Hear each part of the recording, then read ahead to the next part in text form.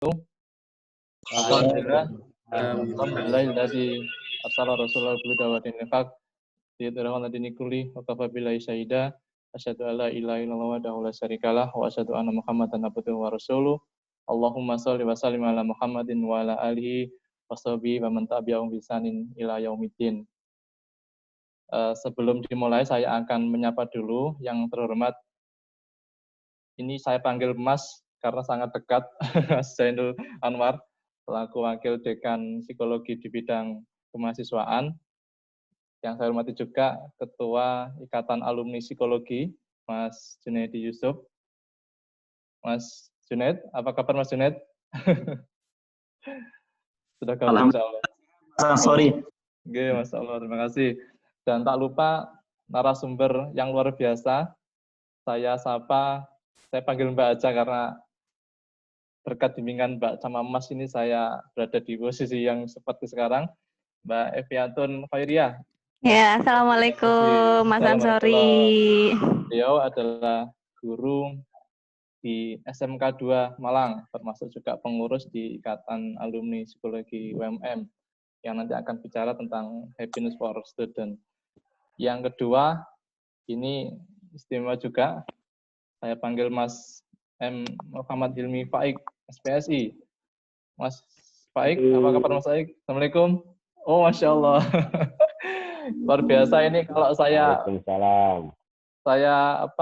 baca CV-nya mungkin sampai sore nanti. Tapi kemarin saya lihat terakhir tampil di Kompas TV, luar biasa menyampaikan pesan-pesan inspiratifnya. Beliau adalah wartawan Kompas Jakarta, diawali di tahun 2004, kemudian sampai sekarang melalang buana, mulai dari pindah lokasi dari Bandung, kemudian di Sumatera, kemudian juga pernah di Amerika, kemudian juga di Singapura, liputan-liputan luar biasa ekspedisinya, dan sekarang berada di Jakarta. Nanti insya Allah akan sharing bersama kita tentang bagaimana menjadi penulis yang kreatif ya, terutama untuk para siswa. Juga tak lupa saya sapa para peserta pelatihan Happiness and Creative Writing for Student ini. Selamat bergabung di forum ini di tatap maya ya, karena memang situasi yang menyebabkan kita kemudian harus belajar dengan cara seperti ini, tapi yakinlah perubahan-perubahan seperti ini insya Allah akan menjadikan kita para pelajar yang lebih kreatif. Nah, hari ini kita akan pelatihan tentang pertama kebahagiaan ya, happiness for student. Nanti kira-kira kita lebih milih bahagia dulu atau sukses dulu. Nah, ini ada pelatihannya dan insya Allah nanti Mbak Evi akan menyampaikan tentang hal ini. Yang kedua, bagaimana kemudian kita menjadi penulis yang kreatif ya, penulis yang kreatif. Karena menulis ini ya gampang-gampang susah.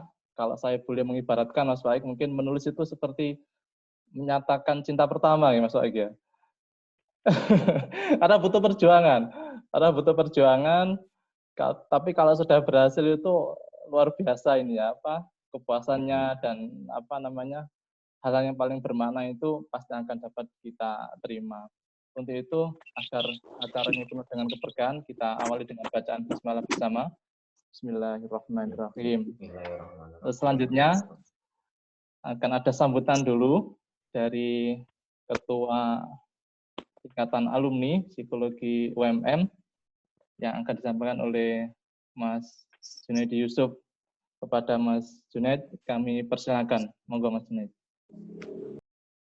Ya, Assalamualaikum warahmatullahi wabarakatuh. Waalaikumsalam warahmatullahi Mas wabarakatuh. Ya. Yang terhormat Pak Zainul, Pak De Wakil Dekan apa Dekan sudah ya? Dekan kayaknya. Karena sering berinteraksinya sama Pak Zainul, jadi ya. Radikal.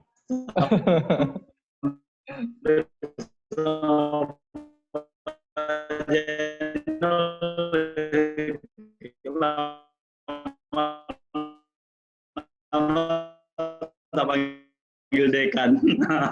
Ya, atas waktunya. Terus Piatun dulu dipanggil sama kayak Desi Dastrat. Kalau Mas Faik, Adinda sudah aktif menulis dulu, kalau nggak salah sempat aktif di majalah Fakultas Psikologi, di majalah Persona ya kalau nggak salah. Nah, jadi memang beliau gennya gen penulis kayaknya. Alhamdulillah dari jadi penulis bisa jadi hobi, bisa jadi mendatangkan. Ini pekerjaan yang paling mulia, yang paling enak buat Mas Faik karena penulis, hobi sekaligus mendapatkan banyak hasil jadinya. Jadi pekerjaan yang nikmat, bukan kayak kami yang kerja sebagai buruh. Oh, Masya Allah. Nah, ya, alhamdulillah untuk beberapa kegiatan untuk dari IKA alumni sudah banyak berjalan. Kita terus lanjut untuk bermanfaat buat semua, buat masyarakat Indonesia dari kampus, dari fakultas, untuk masyarakat Indonesia, untuk adik-adik tercinta. Semoga nanti acara ini banyak manfaatnya buat kita, ya. Mungkin nanti Mas Faik bisa ada lanjutannya untuk terus membimbing adik-adik yang memang untuk terus ingin menulis, mungkin tidak berhenti di sini, bisa lewat Japri. Biasanya Mas Faik orangnya sangat terbuka untuk diskusi. Mbak Evi Atun mungkin bisa menjadi konselor, karena Mbak Evi ini selain sebagai konselor, dia juga sebagai konselor, sehingga waktu konselor itu kan waktu yang tidak dibatasi, akan terus berkonsultasi sehingga terus bahagia. Karena bahagia itu kan terus berproses. Saya kira itu. Terima kasih semuanya. Assalamualaikum warahmatullahi wabarakatuh. Waalaikumsalam warahmatullahi wabarakatuh. Terima kasih Mas Junedi Yusuf. Kalau salah masih aktif di HRD Aqua atau sudah jadi direktur? Masih main di air Mas, di Aqua. Terima kasih. Saya sering sharing sama Mas Zainal, kan dia juga ada di Al-Hikmah. Salam hormat saya kepada Mas Junet yang telah menyampaikan sambutannya. Mudah-mudahan Ikatan Alumni Psikologi makin berjaya ke depannya insya Allah.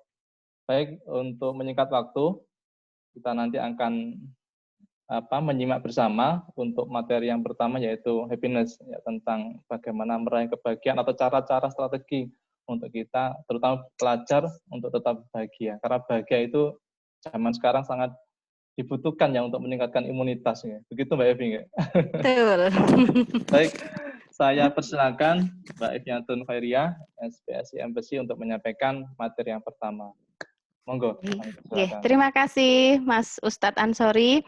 Assalamualaikum warahmatullahi wabarakatuh. Waalaikumsalam warahmatullahi wabarakatuh. Sebelum mulai, bisa ya senyum dulu ya, senyum Pepsodent. Senyum Pepsodent semuanya, iya. Soalnya kalau di depan kelas saya biasanya menyapa dulu, senyum dulu, smile, store smile setiap saya absen. Jadi saya berharap di sini juga yang ikut semuanya smile dulu. Ya, baiklah, kita mulai saja. Waktunya kemarin 30 menit nggih, Mas Zainul. Oke, baik. Kita bicara tentang happiness. Siapa yang nggak pengen happy ya? Semuanya pengen happy. Dalam kondisi dan situasi saat ini yang sedang mau senang, nggak bisa senang, mau sedih ya kita harus senang karena harus meningkatkan imun dengan bahagia. Gimana ya menghadapi semuanya ini? Nah, itu kayaknya kita perlu membuka kembali bagaimana kita harus bahagia. Kira-kira bahagia itu sesuatu yang harus dicapai, dicari, atau sesuatu yang memang harus kita perjuangkan. Nah, itu bisa kita bersama-sama nanti sekilas saja ya kita biar masuk nanti ke materinya Mas Faik gitu. Halo Mas Faik ya. Ya, kita nanti nyambungnya ke sana. Mas Zainul, ini langsung ke slide berikutnya. Ya, ini kebahagiaan. Kalau kita bicara itu tentunya berdasarkan Bapak filsafat dulu ya.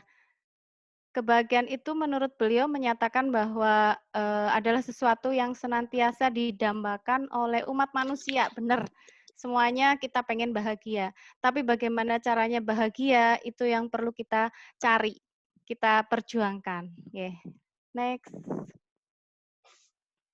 Nah, ini kalau dalam psikologi positif vs psikologi Islam itu ada beberapa kriteria ya, kebahagiaan atau happiness merupakan cara hidup yang dapat membuat individu memenuhi segala potensinya dan mampu bergerak ke arah kehidupan manusia yang baik.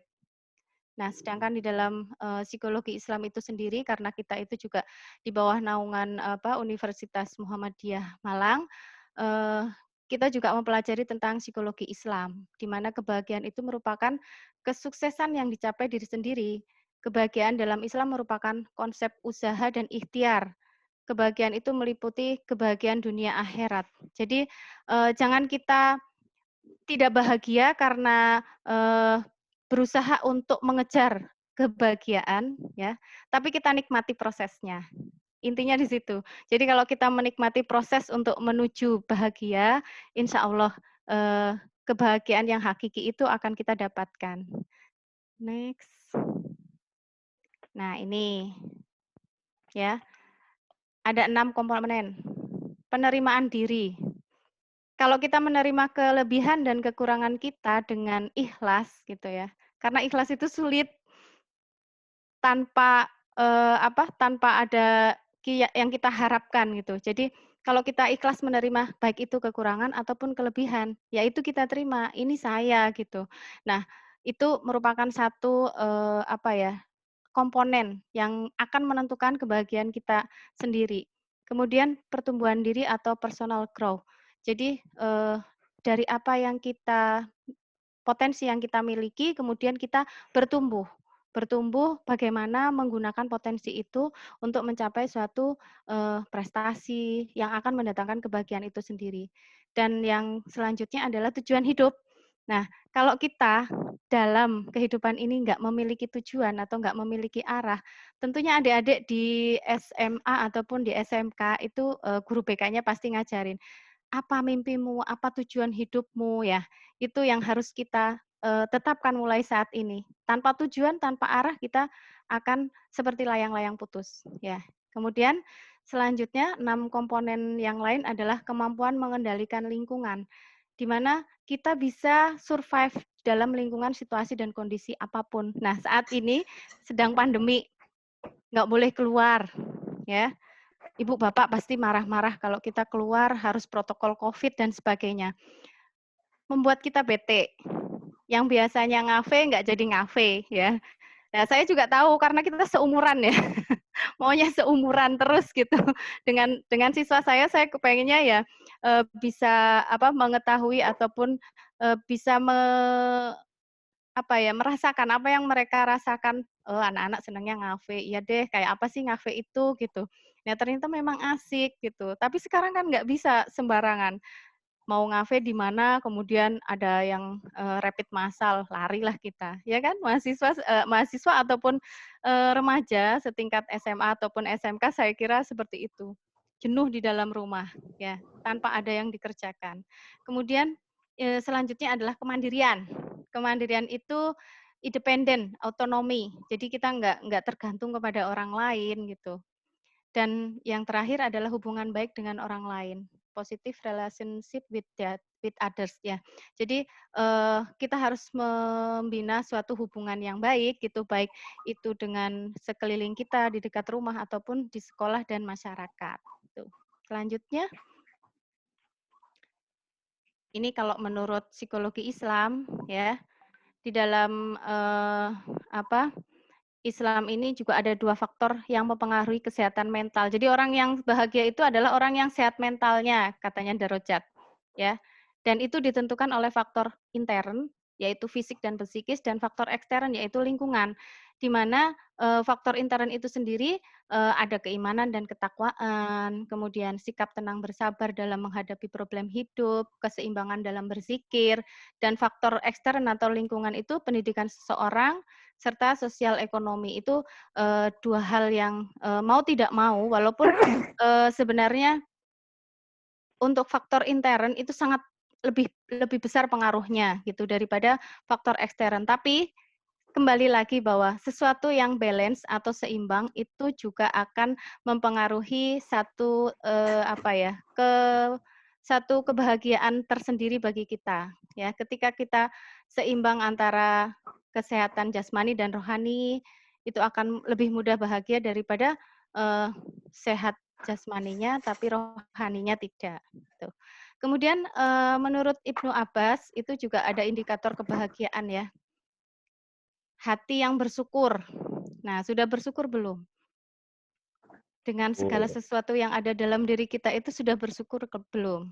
Kemudian ada anak yang soleh, istri yang soleh, lingkungan yang kondusif untuk iman kita, ya, ada harta yang halal, ya, kemudian juga ada umur yang barokah. Itu yang disebutkan oleh Ibnu Abbas gitu. Selanjutnya, yang penting ini, bagaimana caranya untuk bahagia, ya. Don't worry, be happy. Nggak usah khawatir untuk bahagia. Apa memangnya kita nggak pernah sedih, Bu? Ya pasti pernah gitu. Tapi kalau kita nggak pernah bersedih, kita nggak akan bisa merasakan mana yang namanya bahagia. Nih, bersyukur dan berpikir positif. Pasti. Kalau kita pikirannya negatif terus kan nggak enak ya. Kemudian menanamkan rasa optimis. Ini caranya nih ya. Salah satunya nanti masuk ke Mas Faik nih, materinya Mas Faik. Menghindari berpikir terlalu keras dan membandingkan dengan orang lain. Jadi kalau kita banding-bandingkan dengan orang lain, oh itu punya ini, saya punya HP-nya cuma HP apa J5 misalnya, Samsung J5 sekarang sudah A50 aja udah ketinggalan zaman. Kalau kita banding-bandingin dengan orang lain, maka kita akan menjadi sedih, nggak bahagia. Nah, kemudian melatih kebajikan, ya. Berbuat baik itu kan tidak harus dengan materi, tapi kita bisa berbuat senyum dulu. Saya selalu menekankan, mungkin di sini banyak siswa saya ya, senyum adalah sedekah. Jadi senyum dulu. Kemudian kita 10 menit pertama keluar dari rumah, kita doakan orang-orang yang bertemu dengan kita. Ya, siapa yang bertemu kita doakan ya semoga sehat, ya, selamat dan sebagainya. Kemudian merawat hubungan sosial. Ya, kita berusaha untuk bersilaturahmi ya. Ini tadi kebetulan saya juga lari sana sini, ada tamu gitu ya. Walaupun Covid alhamdulillah masih banyak yang bersilaturahmi dan insya Allah memperpanjang umur. Kemudian membuat strategi penyelesaian masalah atau problem solving ya. Jadi kalau misalnya kita punya problem solving, prioritas mana, masalah mana yang akan diselesaikan terlebih dahulu, insya Allah nanti akan step by step apa yang kita hadapi, kita selesaikan satu persatu, bisa mengurai benang yang bundet istilahnya, kalau orang Jawa bilang benang ruwet. Kemudian belajar memaafkan, ini yang agak sulit ya. Adik-adik SMA, SMK ini kan remaja, masih berada pada apa ya, pertumbuhan dan perkembangan yang bisa dikatakan ababil, ABG labil, katanya gitu. Atau bisa dikatakan juga banyak stres ya, banyak tekanan, banyak apa, masalah juga, yang kalau tidak bisa menyelesaikan masalah itu juga menjadi satu PR tersendiri untuk kalian para remaja. Nah, eee, kalau kita memaafkan diri sendiri dulu, ya. Kalau saya melakukan satu kesalahan dalam kehidupan, boleh tidak? Boleh ya, tapi jangan melakukan kesalahan yang sama, gitu. Jadi kalau misalnya sudah, "Oh ya ini saya salah," saya introspeksi, kemudian, berusaha untuk memperbaiki ya. Wajar kita melakukan kesalahan karena kalau nggak salah itu kan ya kita kan bukan malaikat, kita bukan nabi juga yang, kita manusia yang tidak sempurna gitu. Jadi nggak apa-apa salah, tapi jangan selalu berbuat salah gitu. Kita belajar dari pengalaman. Kemudian, selanjutnya adalah meningkatkan kegiatan yang menyenangkan, ya. Nah ini, meningkatkan kegiatan yang menyenangkan. Dalam masa pandemik ini kan nggak mungkin kalau pergi jalan-jalan yang biasanya, apa, naik gunung, kemudian yang biasanya juga, apa, ke kafe atau mungkin juga, eee, suka ke tempat-tempat wisata. Ini agak sulit dalam kondisi seperti ini. Tapi kita berusaha nanti, Mas Faik membuka cakrawala, para pemirsa semua para remaja ini ya untuk memulai menulis ya. Bukan hanya remaja saja ya Mas Faik, nanti saya juga diajari gimana caranya menulis sehingga kami ini yang kebetulan juga di sini banyak senior dari psikologi itu juga sudah mulai bagaimana yang tadinya nggak suka menulis, jadi suka menulis ya, untuk meningkatkan kegiatan yang menyenangkan gitu. Bagaimana menulis itu menjadi sesuatu yang menyenangkan dan insya Allah itu lebih bermanfaat ya. Dan saya yakin Mas Waik punya kiat-kiat tersendiri dan menarik sekali untuk kita semuanya. Kemudian selanjutnya adalah menikmati kegembiraan dalam hidup ya. Saya tadi sudah mengatakan bahwa jangan melihat hasil atau bagaimana bahagia itu saya raih ya, jangan sampai kita nggak bahagia ketika kita berusaha untuk mencapainya, tapi kita menikmati prosesnya ya.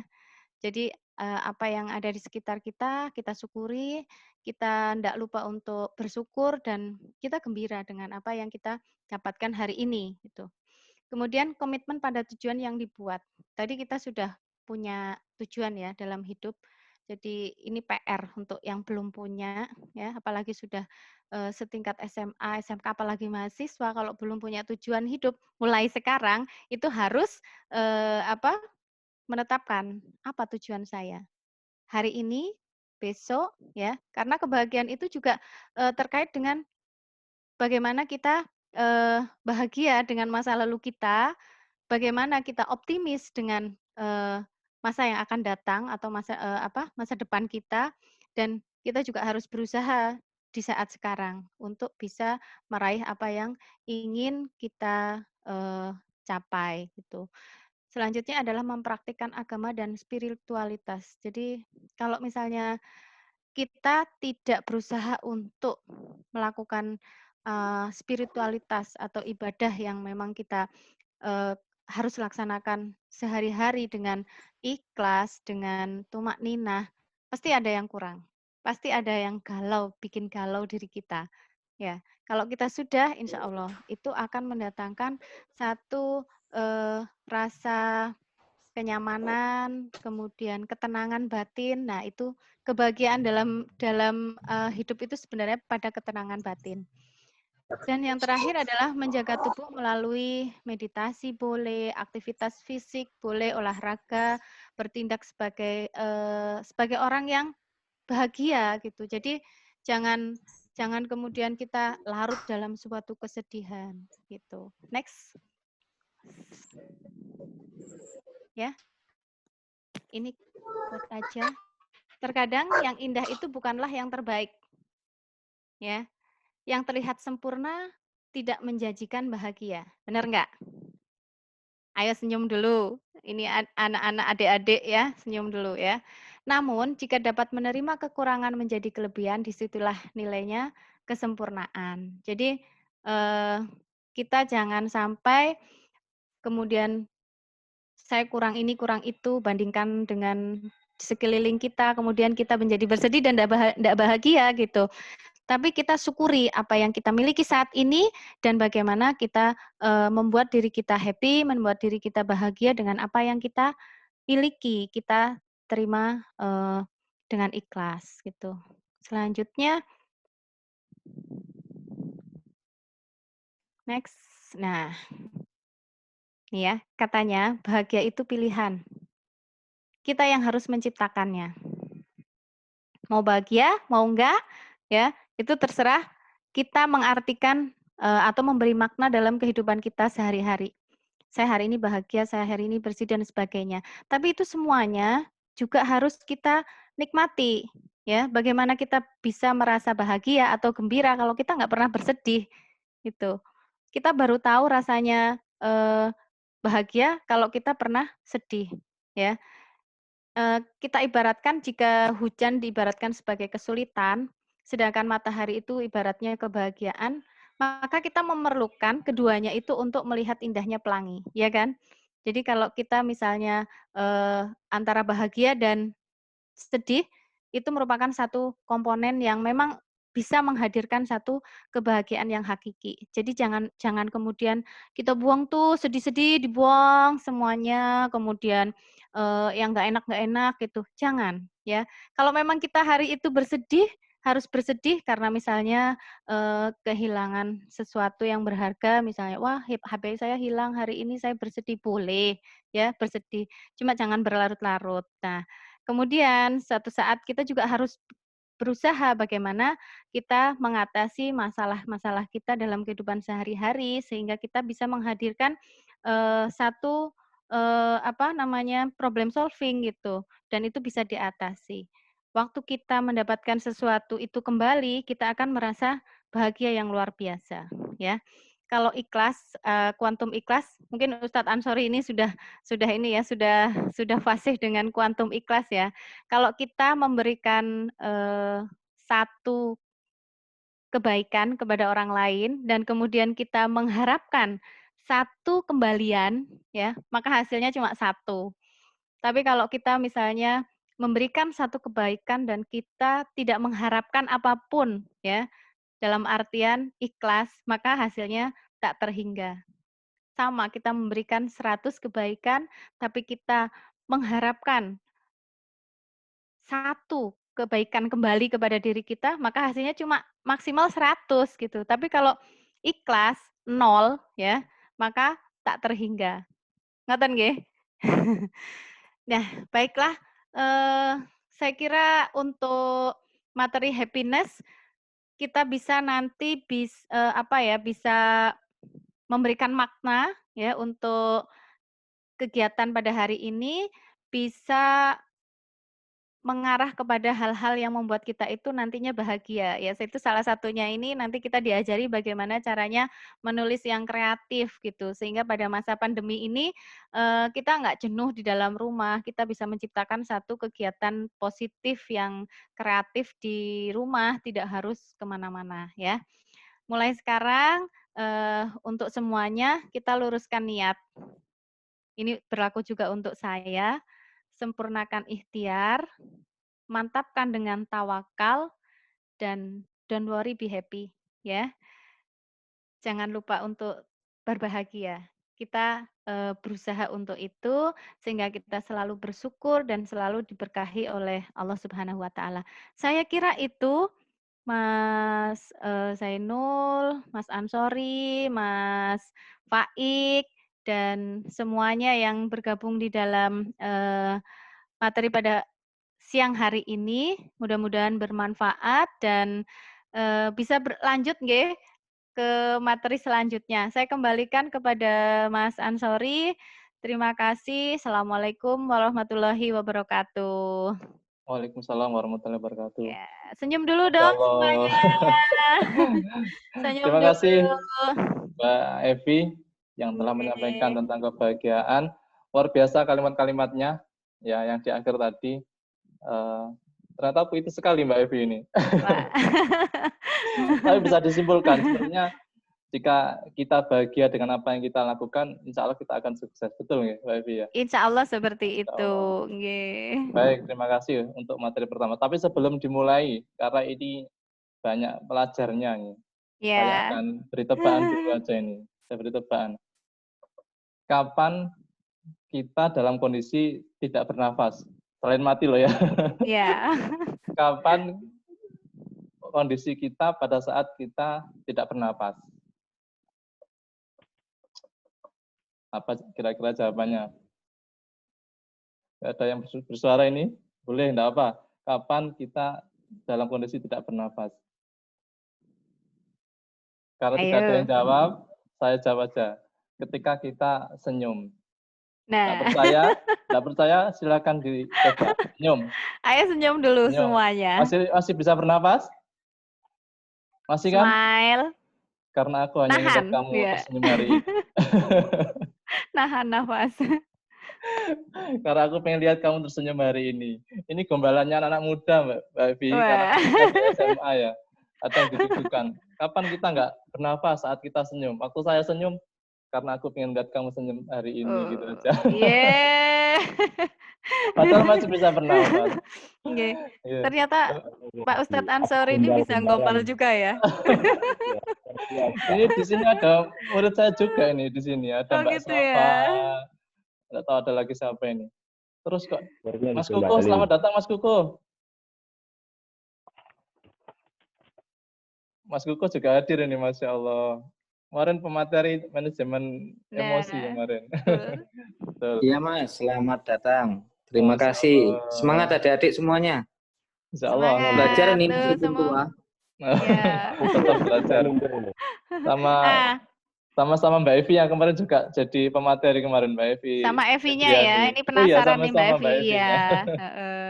Sama kita juga sebenarnya harusnya sering ketemu di Sampang loh, karena suami saya kerjanya di Sampang. Oh gitu. Oh. Iya.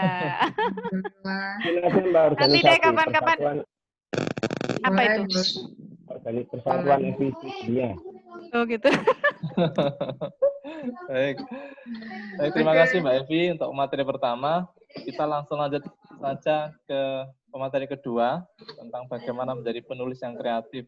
Ya, tidak hanya siswa ya, saja mungkin saya sebagai guru juga butuh ilmunya tentang bagaimana menulis. Baik, kita berikan kesempatan kepada Mas Faik untuk menyampaikan materinya. Monggo Mas Faik. Terima kasih. Boleh yang lain di-mute dulu Pak Ansari. Mas Zainul, mohon bantuannya. Zainul. Karena hostnya Mas Zainul ya, ini kayaknya masih ramai.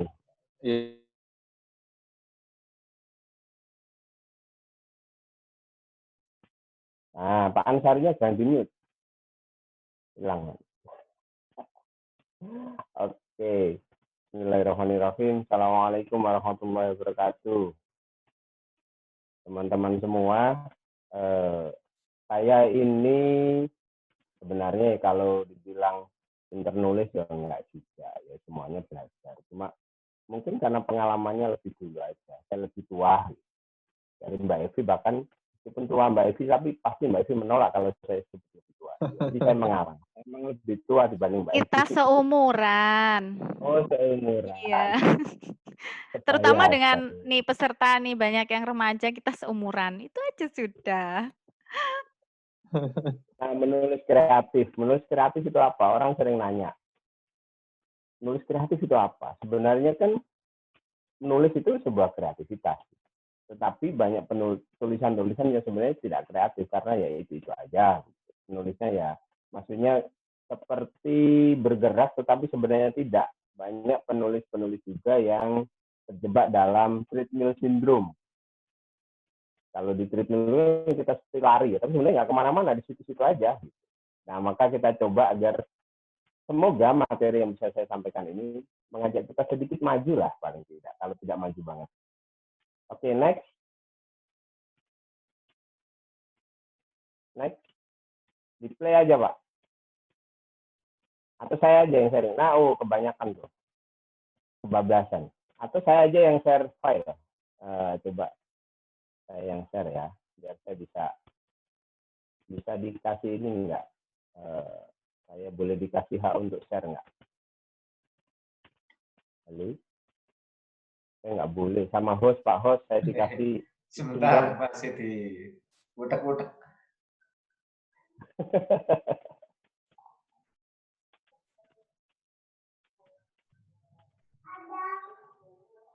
di share screen.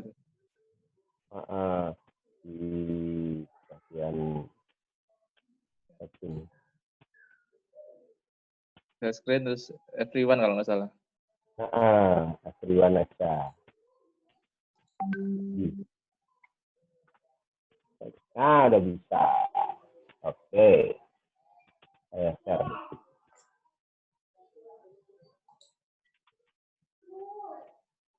Baca ya dengan baik.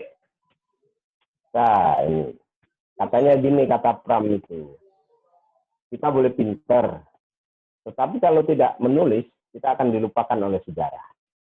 Nulis apapun itu. Bahkan status Facebook, Twitter, Instagram itu akan diingat oleh jejak digital. Jadi kalau dalam konteks sekarang itu kita hidup, semua gerak-gerik kita itu terekam oleh jejak digital. Ada yang namanya big data. Bahkan ketika kita bersyukur di Instagram, di Facebook, di Twitter, di TikTok, atau mengumpat, atau memaki orang, memuji orang, itu terekam semua. Nah, perusahaan-perusahaan itu, kalau kemudian teman-teman adik-adik ini lulus sekolah, mau melamar pekerjaan, itu yang ditanya, itu dulu, akun media sosial. Lalu dicek, anak ini kira-kira kepribadiannya seperti apa. Itu profilingnya di situ, profilin di situ. Oh, dia mudah marah. Oh, dia pandai bersyukur. Oh, dia orangnya cenderung mudah ikhlas. Itu nanti akan bisa dibaca dari apa yang kita tulis. Maka sekaligus ini juga saya akan berpesan, hati-hati menulis di media sosial. Jangan asal ceprot gitu. Jadi kita kita saring sebelum sharing, disaring-saring dulu, oh ini cocok nggak, ini sesuai nggak dengan kepribadian saya, jangan-jangan emosional aja. Nah, maksudnya itu, jadi kita akan dilihat oleh masyarakat juga tergantung dari tulisan kita bagus apa enggak. Selanjutnya, sebenarnya benih-benih menulis itu sudah ada sejak kita bayi, sejak kita kecil, karena pada dasarnya kita senang sekali didongengin. Tulisan itu sebenarnya kan juga dongeng. Kita diceritain oleh teman, oleh saudara, oleh ibu, oleh kakek, oleh nenek, bahkan ibunya teman, atau ibunya ibu, nenek tadi udah disebut ya.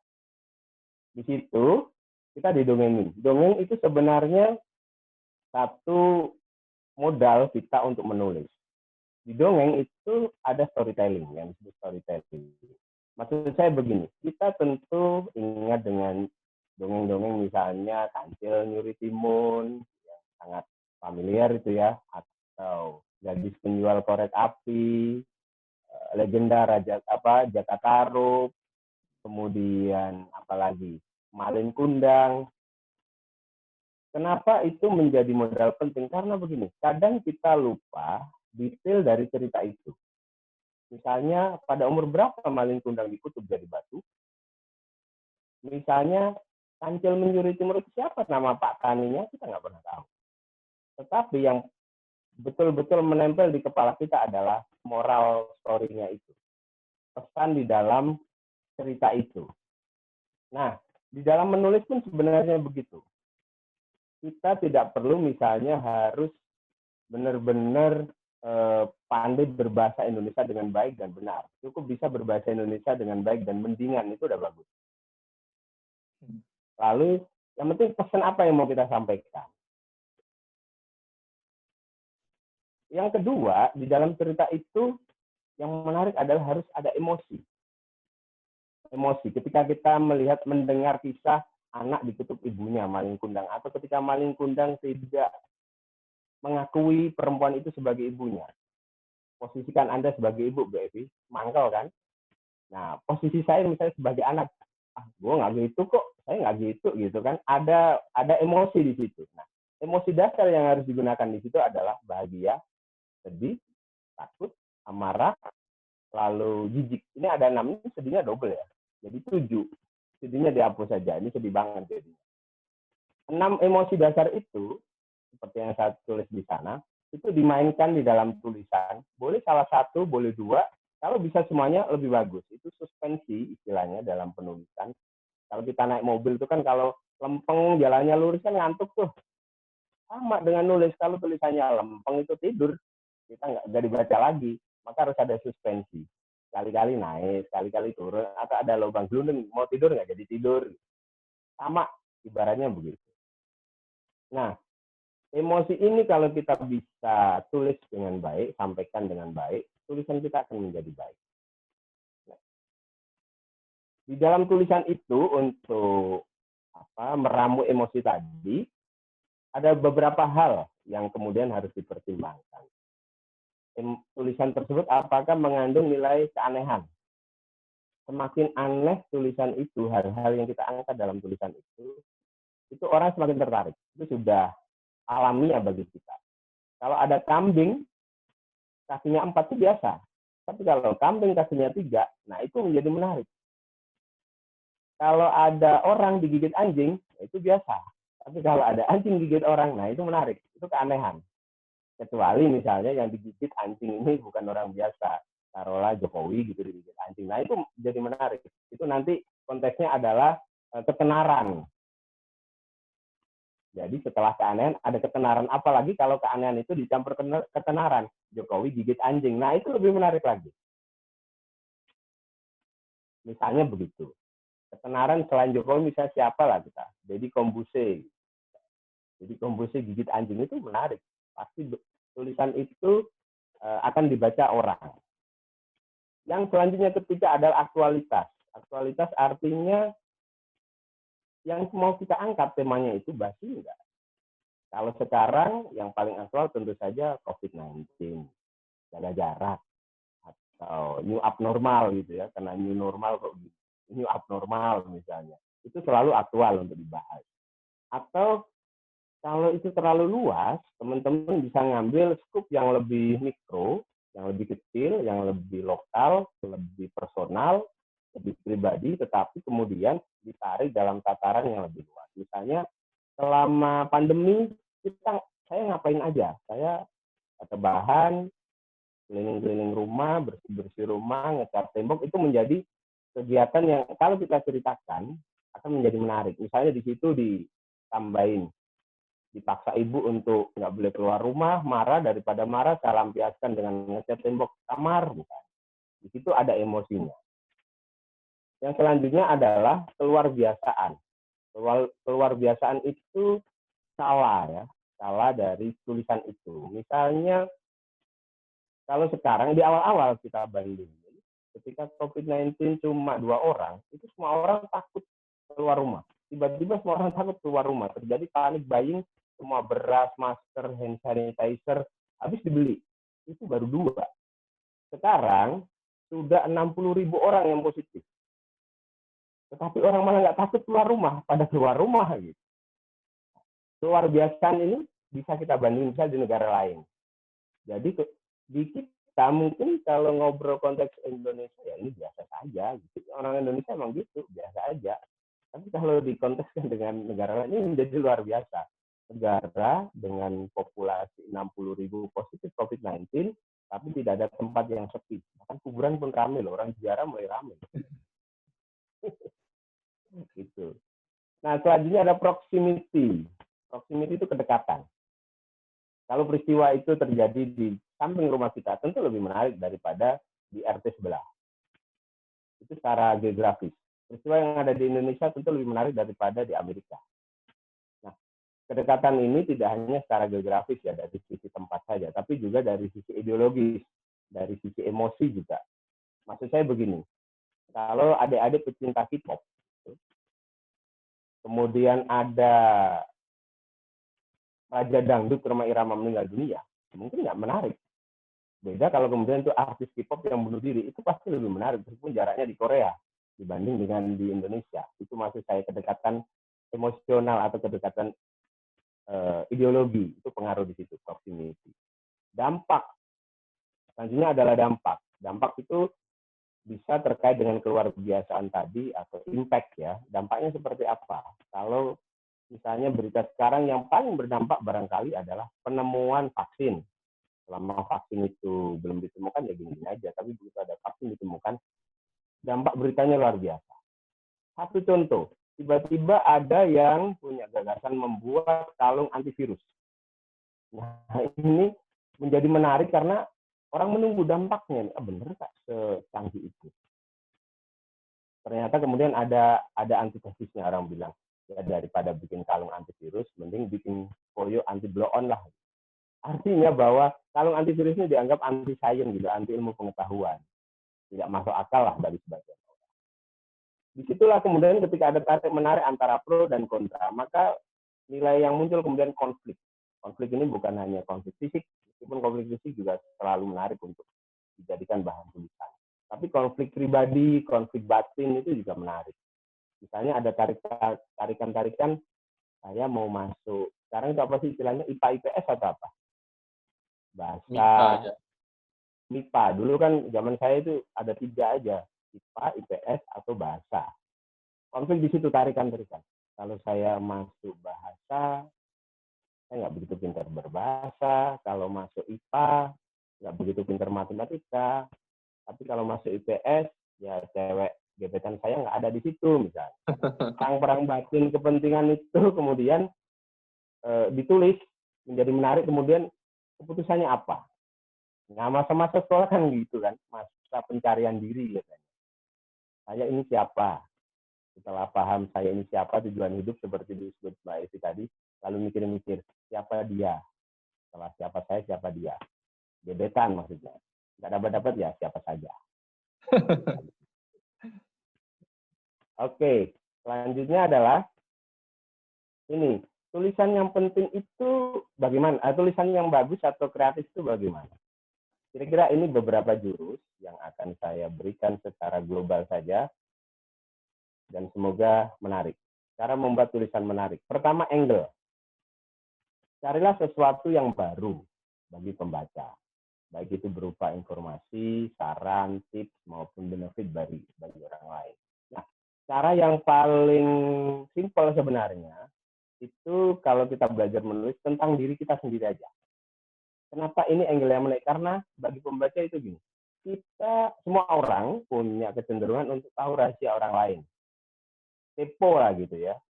Untuk tahu apa yang kita pikirkan, apa yang kita bayangkan, apa yang kita cita-citakan, itu orang ingin tahu. Bahkan keputusan kita, misalnya saya misalnya kenapa harus pakai batik cerah begini, topi, itu orang pasti ingin tahu. Ini batik Madura nih.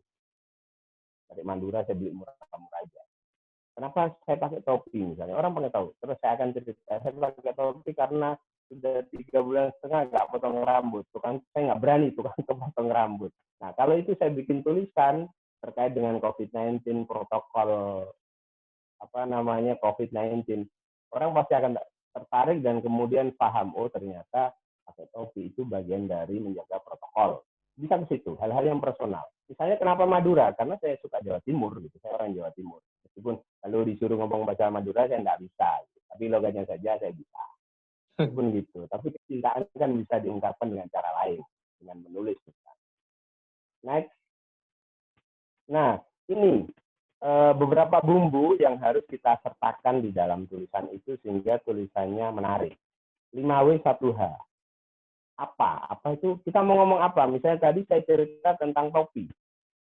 Lalu siapa? Siapanya saya. Lalu kapan? Kapan yaitu sekarang ketika musim pandemi. Di mana? Di sini, di sekitar rumah dan bagaimana kondisi kompleks rumah saya tempat tinggal bisa saya ceritakan. Why? Mengapa? Karena saya menjaga protokol COVID-19. Bagaimana cara menjaganya? Itu tadi saya tidak ke tukang cukur, saya pakai topi untuk menjaga agar saya terlihat tetap rapi dan kegantengan saya semoga naik gitu, atau terlihat lebih muda meskipun hanya 3 minggu. Nah, itu cari alasan-alasan yang di situ kemudian menguatkan bahwa apa yang saya lakukan itu bukan berangkat dari ruang kosong. Ada alasan-alasan. Ini bahasa Inggrisnya, kalau pengen bahasa Indonesia sih gampang. Adik Simba. Apa, di mana, kapan, siapa, mengapa, bagaimana.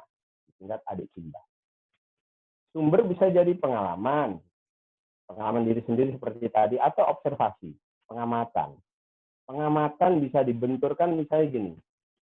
Adik-adik sudah 2 bulan, 3 bulan di rumah aja, nggak kemana-mana. Tapi begitu sekali keluar rumah, jalan ramai sekali.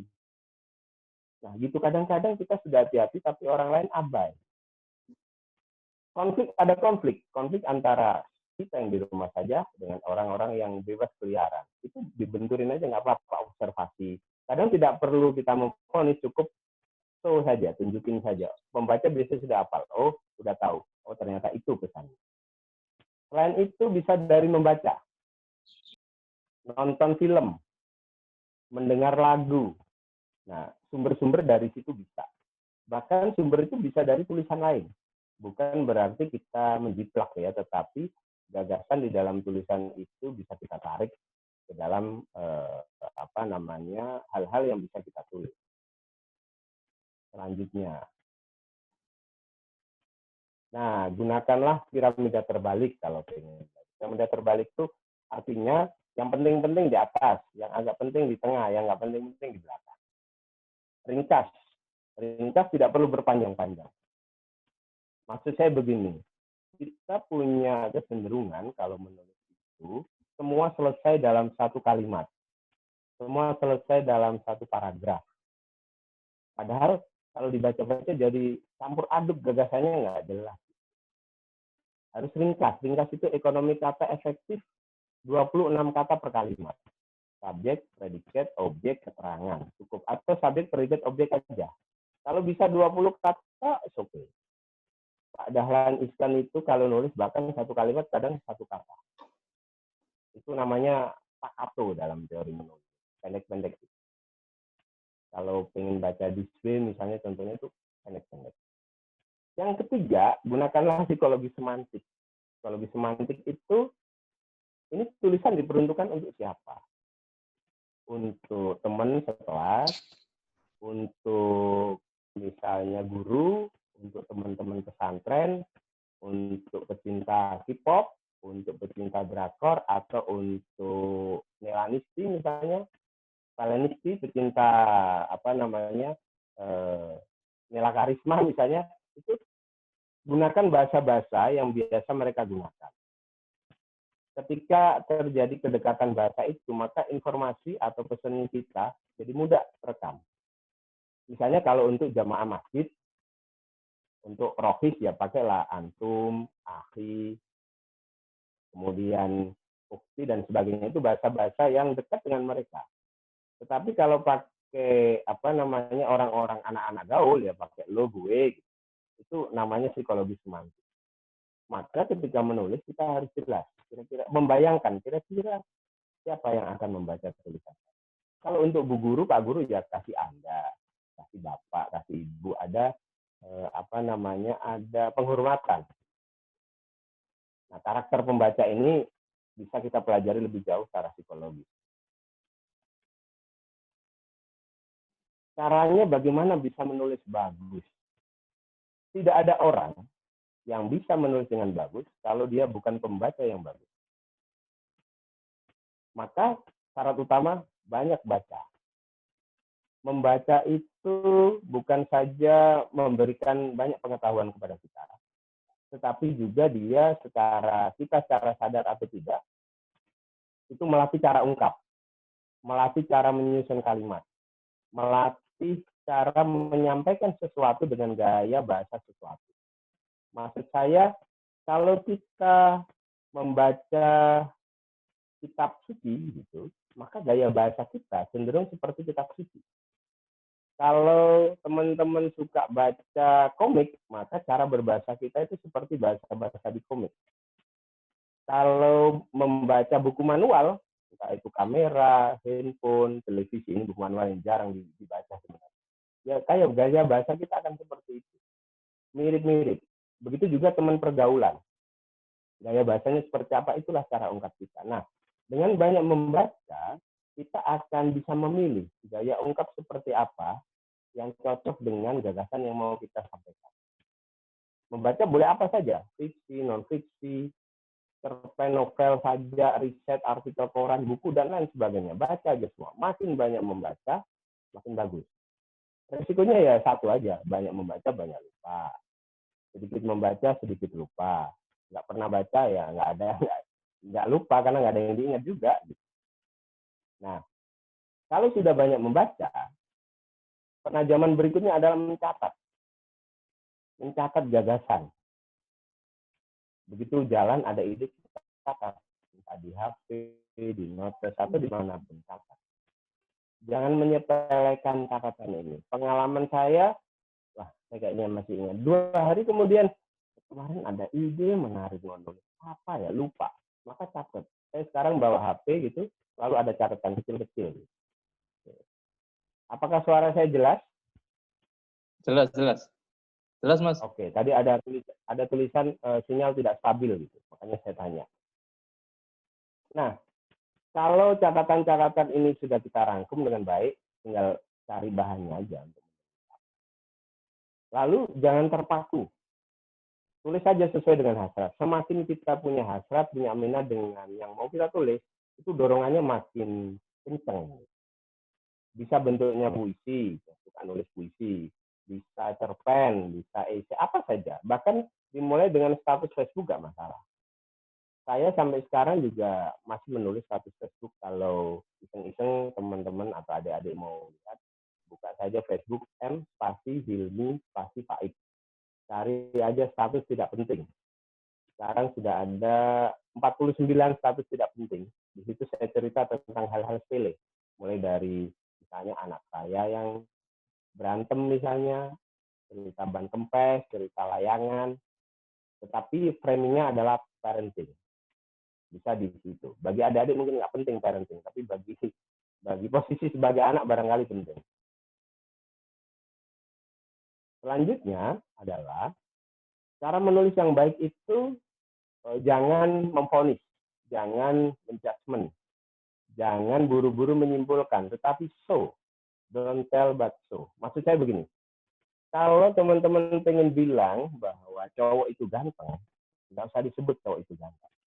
Tapi tunjukin kulitnya bersih, berkilau, sepertinya rajin wudhu, rambutnya lurus, lalu matanya bercahaya,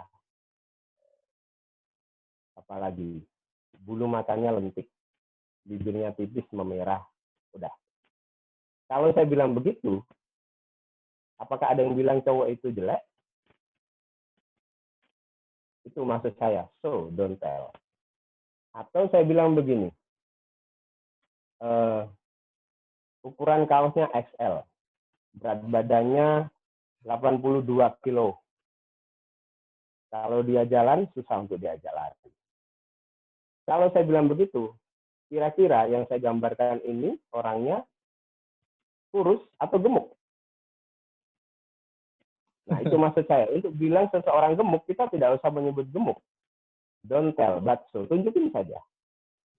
Ini cara menulis yang bagus.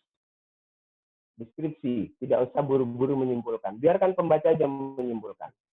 Dengan berat badan 65 kilo, 3 langkah berlari dia ngos-ngosan. Udah, kita tidak ada sebut misalnya dia gemuk atau obesitas. Lalu, dalam membuat deskripsi itu, aktifkan panca indera. Jadi kadang-kadang kita membuat deskripsi atau gambaran itu terpaku pada visual, apa yang kita lihat. Gunung-gunung, meremang, daun-daun bergerak ditiup angin. Tapi indera yang lain misalnya. Pendengaran kita, penciuman kita, lalu apa yang kita rasakan. Rasakan itu dalam hati, berarti misalnya kaget atau merasa hangat dalam suasana tertentu itu sebutin aja.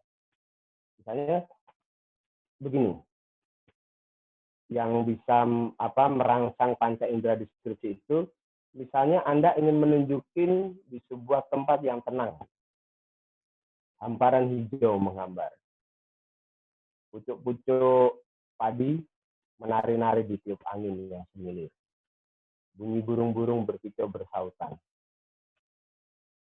aroma tanah yang baru kena hujan meruap merasuki ruang penciuman saya.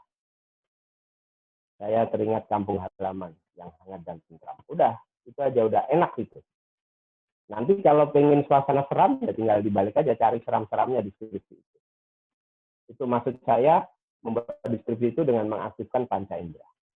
Ini biasanya tulisan yang bagus untuk mengawali membuat suasana cerpen, novel, atau bahkan perjalanan ya, tulisan-tulisan perjalanan. Bahkan tulisan patah hati pun bisa sebenarnya. Lagi di kamar gitu, gambarin aja. Betapa nggak enaknya patah hati atau tersisanya patah hati. Oke. Kemudian setelah kita sudah melatih semua dua hal tersebut, disiplin. Disiplin menulis. Artinya begini. Saya punya prinsip bahwa kebiasaan itu lama-lama menjadi kebutuhan. Kalau Anda biasa baca buku, lalu tidak baca buku, itu kayaknya ada yang kurang. Kalau Anda terbiasa sholat, terbiasa tahajud, terbiasa cium tangan ibu sebelum pergi sekolah misalnya, kalau itu nggak dilakukan, itu seolah-olah ada yang kurang. Maka kebiasaan-kebiasaan baik itu harus terus ditumbuh. Selanjutnya adalah konsisten. Konsisten, entah itu seminggu sekali, 2 minggu sekali, menulis. Nah, saya masih punya waktu berapa, Mas Ansari? Nggak kedengaran, Mas. Kalau Bentar. Oh, di jadwal, insya Allah sampai jam 14. Nggak apa-apa, 5 menit lagi nggak apa, Mas. Baik. Ini lagi oke. Sederhana, mulailah dengan kata-kata sederhana sesuai penguasaan. Tidak usah memaksa istilah-istilah keren yang kita bahkan tidak tahu artinya. Karena kalau kita tidak mengerti dengan tulisan kita sendiri, ya jangan bayangkan orang lain ngerti. Maka mulailah dengan bahasa-bahasa yang simpel, yang sederhana, yang biasa kita pakai sehari-hari. Terus jujur. Jujur itu terutama adalah tidak menjiplak. Karena ini menulis itu soal integritas, menulis itu soal munafikan gitu ya, integritas, kemudian juga tentang citra gitu. Begitu kita jiplak karya orang lain selesai gitu. Jujur juga, cobalah apa yang kita rasakan, apa yang kita pikirkan itu dituangkan saja. Meskipun tidak harus semua ya, seperti kata Mbak Evi tadi, tidak semua yang kita rasakan harus dikatakan semuanya. Karena bisa jadi apa yang kita rasakan itu menyakiti orang lain. Pilih-pilih. Jadi jujur dan wise lah, bijak. Pematangan, nah ini yang terakhir Mas. Tulisan itu begitu ditulis, endapkan. Biarkan sehari, 2 hari kalau nggak begitu. Lalu baca lagi. Kalau sudah mantap, coba minta pendapat orang lain yang kedua. Pendapat orang kira-kira kalau aku tulis gini, kamu senangnya di mana? Kurangnya di mana? Nah, saya dulu kalau nulis, saya dulu waktu mahasiswa sering nulis sama Pak Jainul ini. Itu Pak Jainul yang saya suruh baca biasanya. Gimana? Sudah oke belum? Kalau sudah oke, kita kirim ke koran. Malang Post, Surya, Kompas waktu itu ya, Kompas Jawa Timur. Pak Jainul partner saya dalam menulis. Dengan kata lain dia guru saya. Lalu yang ketiga adalah terbuka. Terbuka itu artinya kalau ada kritik, terima. Kalau ada masukan, diterima. Jangan anggap itu sebagai cara orang untuk menjatuhkan kita. Perlu kita ingat bahwa kritik itu adalah bentuk kepedulian dengan bentuk yang lain selain pujian. Kadang kritik itu lebih menyelamatkan daripada pujian, karena pujian bisa menenggelamkan. Ya. Yang perlu diingat adalah lawan kata cinta itu bukan benci, tetapi tidak peduli. Kalau benci, bisa taruhlah dia dianggap sebagai hater gitu, dia masih kasih tahu kekurangan kita dengan bahasa-bahasa yang mungkin membuat kita sebel, oke gitu, terima saja. Mungkin kita dianggap bahasa lo lebay lah. Ya, kita cek lagi jangan memang iya. Itu lawan kata cinta itu tidak peduli. Tapi kalau semua orang sudah tidak peduli, nggak ada yang peduli. Nah, itu baru Anda dalam posisi bahaya. Maka kita harus bersikap terbuka untuk kemajuan kita. Dengan begitu, terbuka itu juga seperti Mbak Evi bilang, latihan ikhlas. Gitu. Ikhlas. Tidak usah terlalu semua harus diambil hati. Ya, sekali-kali taruh dengkul lah. Gitu. Gitu Mas Ansari dari saya, semoga dan semoga bisa membantu. Nanti saya akan lebih senang kalau ada diskusi-diskusi yang yang lebih detail.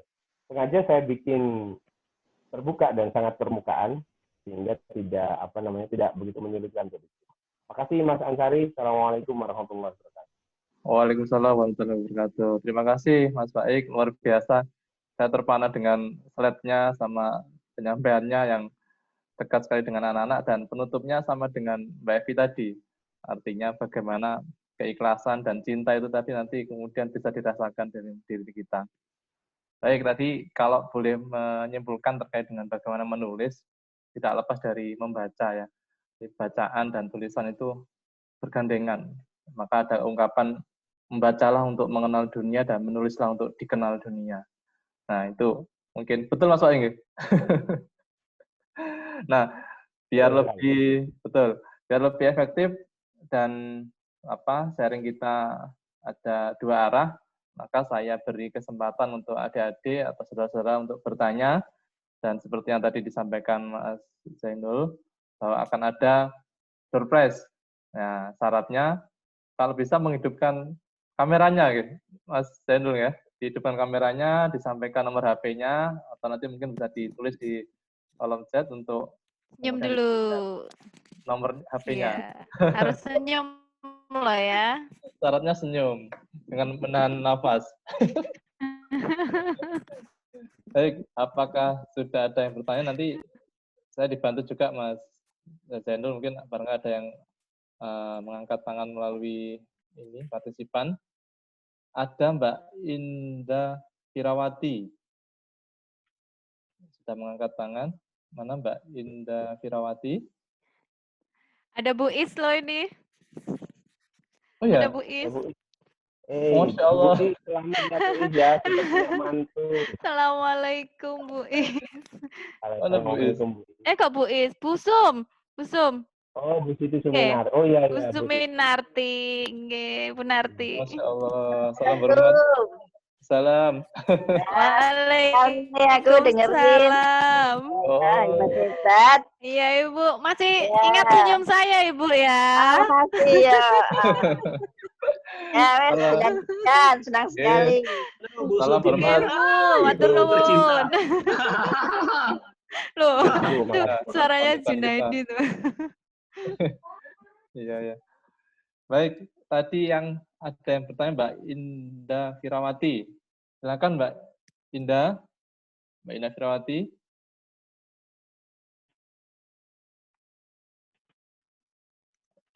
Ini sudah mengangkat tangannya atau mungkin kepencet? Di unmute ya? Perlu di unmute. Oh ya, mungkin apa masih di unmute Ustaz Mas Zainul. Harus biasanya harus di ini lagi. Bisa Diatur lagi untuk. bisa unmute sendiri, bisa unmute sendiri. Oh gitu. Iya, ya, oke. Silakan, ada doorway menarik. Nanti insya Allah dapat pulsa. Insya Allah akan Umroh. kirim. Umroh, Masya Allah. Nah, Umroh. Tapi kan dipending dulu. Oh, iya, jadi nggak bisa umroh ya. Iya. Silakan. Yang bertanya, adik-adik. Luar biasa tadi tentang apa materi kita untuk kebahagiaan dan sekaligus juga bagaimana cara kita bisa menjadi penulis yang kreatif. Silakan, tadi pancingan-pancingan materinya masih permukaan-permukaan, belum sampai mendetail di apa ya. yang lebih dalam lagi, maka diberikan kesempatan untuk bertanya. Dan lebih lagi itu nanti kalau misalnya pengen mendalam, itu bisa di Fakultas Psikologi. Oh, betul. Ya. Tadi juga ada Promosi nih ya. menurut saya yang chat tadi, pengen masuk psikologi. Bagus. Iya, karena Silakan ada. adik-adik. Gini Mas Kuko. Kalau adik-adik mungkin masih malu-malu mau nanya. Kalau saya nanya enggak apa-apa Ten, ke Pak Faik. Oh gitu. Nggak apa, Iya. Boleh, diawali boleh. dulu. Tapi nggak Tapi dapat ini dibikin doorpress buka ya ya. nomor pulsanya. Doorpressnya ya, Ya, doorpress-nya untuk adik-adik aja. Oh, iya saya nggak usah doorpress. Nah, nggak usah doorpress. Kalau yang tuir-tuir nggak usah doorpress. Iya, doorpress-nya senyum dari kita. Ya. Gimana Mas Kuko? Pokoknya apa namanya? Mudah-mudahan bisa mancing adik-adik. Ini Mas Faik, langsung ke Mas Faik ya. Oke. Ini nggak dipisah, Mas. Oh ya, langsung ke Mas Faik. Ini saya ada beberapa kali ingin menulis, membuat sebuah buku sederhana. Entah itu buku saku atau buku tentang sesuatu yang pernah saya laksanakan dengan klien atau dengan teman atau apa gitu ya.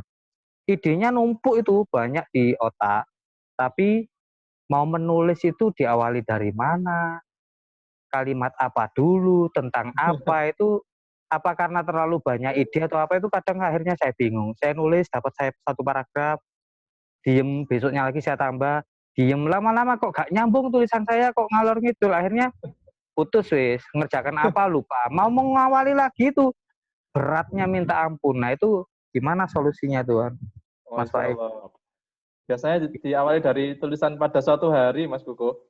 Nah itu kalau zaman saya SD, pada suatu hari, pada suatu ketika itu SD itu. Mesti gitu terus. Baik, pancingannya luar biasa pertanyaan. Monggo Mas Faik, bagaimana? Karena idenya terendap terus sama Mas Kuko ini. Ya. Mas Kuko sebenarnya jurusnya ini nggak asing bagi kita, terutama bagi Mas Kuko. Yang utama adalah mind mapping. Dalam penulisan itu juga perlu mind mapping. Jadi kalau misalnya ini baca kan, kedengaran kan? Kalau misalnya kita punya gagasan banyak sekali, Mas Kuko bisa catat satu gagasan kumpul, taruhlah dia menjadi 96 gagasan. Lalu itu di clustering. Gagasan-gagasan ini yang kira-kira sejenis mana faktornya? Oh ini tentang masa lalu, ini tentang kejadian, oh ini tentang halusinasi, oh ini tentang apa ini? Tentang cemburu, ini tentang ambisi, ini politik, ini agama, di mapping. Setelah di mapping, lalu Mas Kuku cari kira-kira kluster emosi ini bisa pesannya apa yang mau disampaikan. Kalau pesannya itu kemarahan, carilah adegan-adegan pemula yang memunculkan bahwa itu menunjukkan kemarahan. Kalau pesannya kira-kira dia tentang perdamaian, coba dicarikan adegan-adegan dalam keseharian yang bertutur tentang kedamaian. Bagaimana mencari adegan itu? Tentu sangat gampang, karena kita adalah makhluk sosial yang sering keluyuran gitu kan. Cari, kalau Mas Kuku ada di taruhlah ada di rumah sakit jiwa sebagai konselor, sebagai terapis dan sebagainya, cari peristiwa-peristiwa kecil, misalnya orang rebutan sendok, garpu, lalu dicek, deskripsikan peristiwa itu. Misalnya ada orang naruh garpu sendok, ditinggal ngambil tisu, tiba-tiba balik sendok garpunya udah nggak ada, terus dia menoleh. Ada orang bawa sendok garpu terus direbut karena dianggap itu sendok garpunya. Ternyata orang tadi melawan karena bukan sendok garpu dia yang diambil, yang ambil nggak tahu, terjadi berantem. Nah, coba diamati lagi bagaimana cara mereka menyelesaikan pertikaian itu. Detail aja, baru kemudian Mas Kuku masuk kepada pesannya bahwa masalah itu bisa nanti menjadi lebih besar atau mengerucut menjadi solusi. Itu kan tergantung cara orang-orang ini melihat permasalahan tersebut. Nah, masuk nilai-nilai yang Mas Kuku mau pesan di situnya. Pelan-pelan gitu. Lalu di akhir dikasih adegan penutup yang kalau ujungnya adalah damai, kasih. Artinya kedua orang itu setelah tahu bahwa terjadi kesalahpahaman, berangkulan. Di hari ketiga, mereka bukan saja bukan lagi berebut sendok, malah saling ngasih sendok. Ada begitu. Itu kejadian kecil tetapi dan sangat mikro, tetapi maknanya sangat dalam. Kalau kita konteskan dalam politik misalnya yang tidak pernah selesai itu, yaitu bahwa politik, pertikaian politik, konflik-konflik itu sejatinya ya tidak ubahnya dengan rebutan sendok garpu. Seperti itu. Menulis itu semudah itu sebenarnya, Mas Kuku. Nah, memulai dari mana itu tadi? Niat sudah ada, ya mulai aja tulis. Kalau tidak pernah kita tulis itu juga, kita tidak pernah tahu salahnya di mana, kurangnya di mana.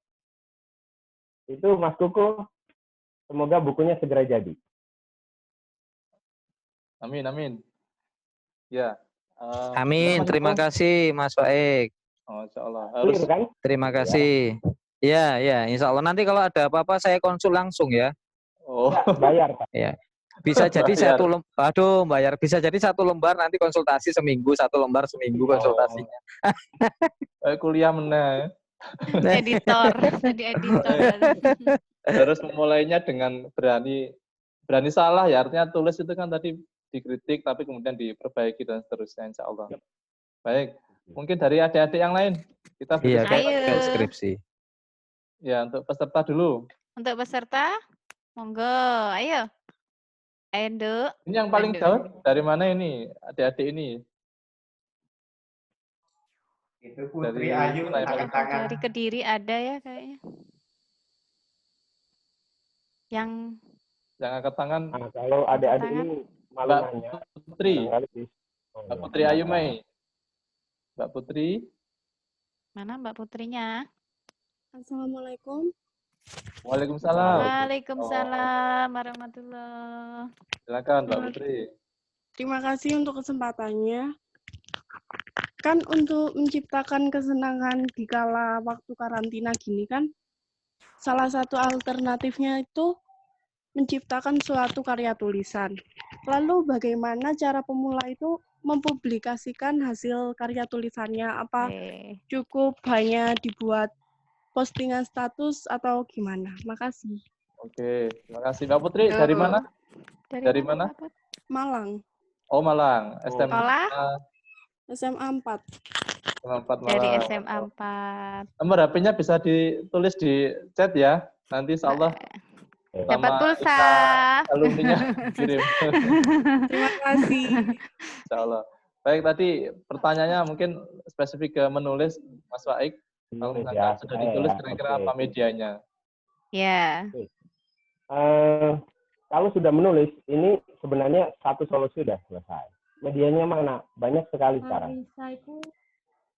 Ada bisa di Facebook, bisa di Instagram, bisa di Twitter. Twitter tuh bisa share gitu. Kalau di Instagram bisa ditulis terus di capture, nanti bisa beberapa slide, bisa sampai 10. Atau kalau dia panjang, itu ada WePad gitu yang itu semacam aplikasi. Gak noleh arek iya. Bentar. Di RI. Ya, bisa di mana saja. Yang penting adalah ketika tulisan itu dipublish, kita harus sudah cukup mental untuk menerima pujian maupun kritikan itu. Itu yang sangat penting. Masalah platform bisa dimanapun.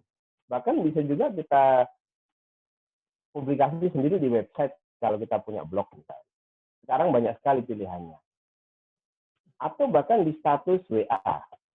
Lalu lihat reaksi. Pertama mungkin status WA boleh lah ya, yang notabene adalah audiennya adalah yang kita kenal.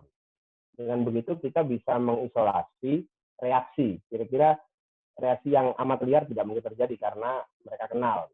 Kalau sudah di media dengan platform yang lebih luas, Instagram itu kan bisa liar tuh. Misalnya dianggap kita tidak sensitif gender, tidak sensitif sara dan sebagainya. Nah, itu bisa dibully, itu resikonya mungkin lebih besar. Tapi coba dulu di status WA. Kita lihat reaksi para teman-teman kita di kontak itu. Kalau reaksi mereka bagus, boleh dilanjut ke Facebook, ke Instagram, dan sebagainya. Atau saran saya bahkan sebelum dipublish di akun media sosial itu, coba di situ baca teman aja dulu. Teman, kakak, ibu, kalau misalnya malu dengan ibu, coba dengan teman. Kalau malu dengan teman, coba dengan pacar kalau punya pacar. Teman-teman segeng. Selama ini kita anggap paling ngerti dengan kita. Kan kita suka punya peer group. Peer group ini orang yang paling ngerti. Bahkan kadang-kadang nggak mau ngerti. Pokoknya lu bener deh. Lu salah tetap bener. Ada yang kelompok gitu kan. Itu. Tapi hati-hati. Kalau tulisan pertama langsung kita dapat pujian, itu hati-hati. Seperti saya bilang, kadang-kadang pujian itu malah menenggelamkan. Maka boleh juga dikasih disclaimer. Coba tarik kekurangan dari tulisan saya. Bisa jadi gitu kita disclaimernya. Sehingga kalau ada pujian, ntar dulu pujiannya. Coba kurangnya apa? Nah gitu, Mbak. Siapa Mbak Putri tadi ya? Iya, Mbak Putri. Iya. Iya. Itu Mbak Putri kira-kira. Ngomong-ngomong, Mbak Putri udah nulis apa aja? Apa ya? Kayak cerita-cerita gitu. Mungkin ikut ini, jurnalis ekstra. Enggak, tapi kemarin kan UMM ngadain lomba apa itu yang essay opini. Ya. Itu saya ikut, terus alhamdulillah menang. Lah itu. Mas Mas Hilmi boleh nambah? Boleh. Ya. Gini Mbak Putri, biasanya kan kalau anak-anak remaja ini punya peer group ya, punya teman satu kelas misalnya, yang sukanya sama menulis, entah itu puisi ataupun mungkin cerita pendek gitu. Coba dikumpulkan gitu, nanti kalau sudah banyak, minta tolong guru bahasa Indonesianya. Kebetulan di SMK 2 ini guru bahasa Indonesianya ini memfasilitasi per kelas gitu ya, dari kelas bimbingannya dia misalnya dari jurusan perhotelan gitu, itu menerbitkan satu buku bersama. Jadi ada beberapa kumpulan puisi kemudian jadi buku gitu kan, bagus juga gitu. Selain kita punya bukunya, itu juga bisa dijadikan koleksi di perpustakaan dan bisa dibaca oleh yang lain dan bisa juga dibeli oleh orang lain gitu. Kalau itu memang sesuatu yang menarik gitu. Itu Iya. Mbak Putri ya, mungkin bisa minta bantuan guru bahasa Indonesianya itu untuk mengumpulkan, atau tanpa guru bahasa Indonesia juga bisa. Nanti bisa tanya Mas Hilmi Faik ya untuk boleh. ini caranya gimana nih kalau biar terbit buku gitu. Kalau belum bisa nulis sendiri ya. Kalau nulis sendiri kan banyak ya Mas Faiz ya, Mas Faik ya. Tuh. Kumpulin dulu. Dan nambah satu lagi Mbak Putri. Ketika Iya. Mbak Putri menang itu kan ada kebahagiaan yang luar biasa. Iya. Ada perasaan merasa apa namanya self esteemnya itu naik lah kalau dalam bahasa psikologi. Merasa berarti, merasa dihargai, merasa ada. Nah itu dalam menulis namanya ekstase menulis. Suatu hari Mbak Putri akan kangen dengan ekstase itu sehingga terdorong untuk menulis. Maksud saya adalah terus saja menulis sampai dengan Mbak Putri akan mengumpulkan ekstase demi ekstase itu. Lama-lama itu akan menjadi energi yang sangat positif yang mendorong kita untuk terus berkreasi. Bisa jadi nanti bukan hanya menulis esai, tapi bisa juga menulis skenario, menulis novel, dan sebagainya, bisa difilmkan, dan sebagainya. Begitu Iya. Mbak Putri. Terima kasih. Ya, terima kasih Mbak Putri atas pertanyaannya dan insya Allah tadi juga terjawab lengkap. Ada tambahan dari Mbak Evi juga, komunitas itu penting untuk saling memperbaiki tulisan-tulisan kita. Saya buka lagi mungkin pertanyaan yang lain. Mari adik-adik, tidak perlu malu, silakan menyampaikan pertanyaannya. Kalau misalkan ditulis di chat juga tidak apa-apa, kalau misalkan pertanyaannya. Mungkin malu bertanya di forum. 41 ini banyak pertanyaan. Iya. Silakan, yang lain. Ini kalau saya lihat namanya ada Mas Taufik Ikrom. Ada Mbak siapa lagi nih? Mbak Farunisa, Mbak Revina. Saya baca namanya saja ini. Silakan, ada yang bertanya? Emang loh ini pulsanya banyak tapi masih belum Iya, ayo. dikirim ini. Coba dicek Mbak Safir Putri ini- Ayu. Dompetnya sudah nyampe belum ya? Nah, dicek Mbak Putri. Dilihat Mbak Langsung. Putri. Iya, sebentar. Oh, waduh. Ini kayaknya Mbak- tadi Mbak Safira nih mau bicara tuh kayaknya. Mana Mbak Safira? Mana tadi? Saya juga siap Oh ya, ngasih buku nih. silakan. Remote ya. Silakan di anu dulu. Mbak Safira silakan dikondisikan soundnya. Nggak kedengeran? Halo. Halo. Mbaknya sepertinya bicara tapi kita nggak kedengerannya. Iya, diisi lagi, nggak masuk dialih, suaranya. Suaranya nggak Iya. masuk Mbak Safira? Sudah Safira dibuka. Iya, sudah. Kadang memang kalau pakai HP nggak bisa ini, nggak bisa apa Heeh. klik Oh, yang Coba headsetnya itu. dilepas, kayaknya terobos di headset itu. Ya, Bisa biasanya jadi gitu. Halo, sudah? Atau ditulis kalau kesulitan? Boleh ditulis ya. Oke, sambil nunggu Mbak Safira, barangkali yang Safira lain. itu ya. Ada Sambil yang nunggu Mbak lain Safira. silakan. Ini ada Mbak Istiqomah nih kayaknya. Angkatan Ya, saya. Oh iya. Ya, ya. Dosen Fakultas Psikologi Jember. Muhammadiyah Jember. Selamat siang Mbak Istiqomah.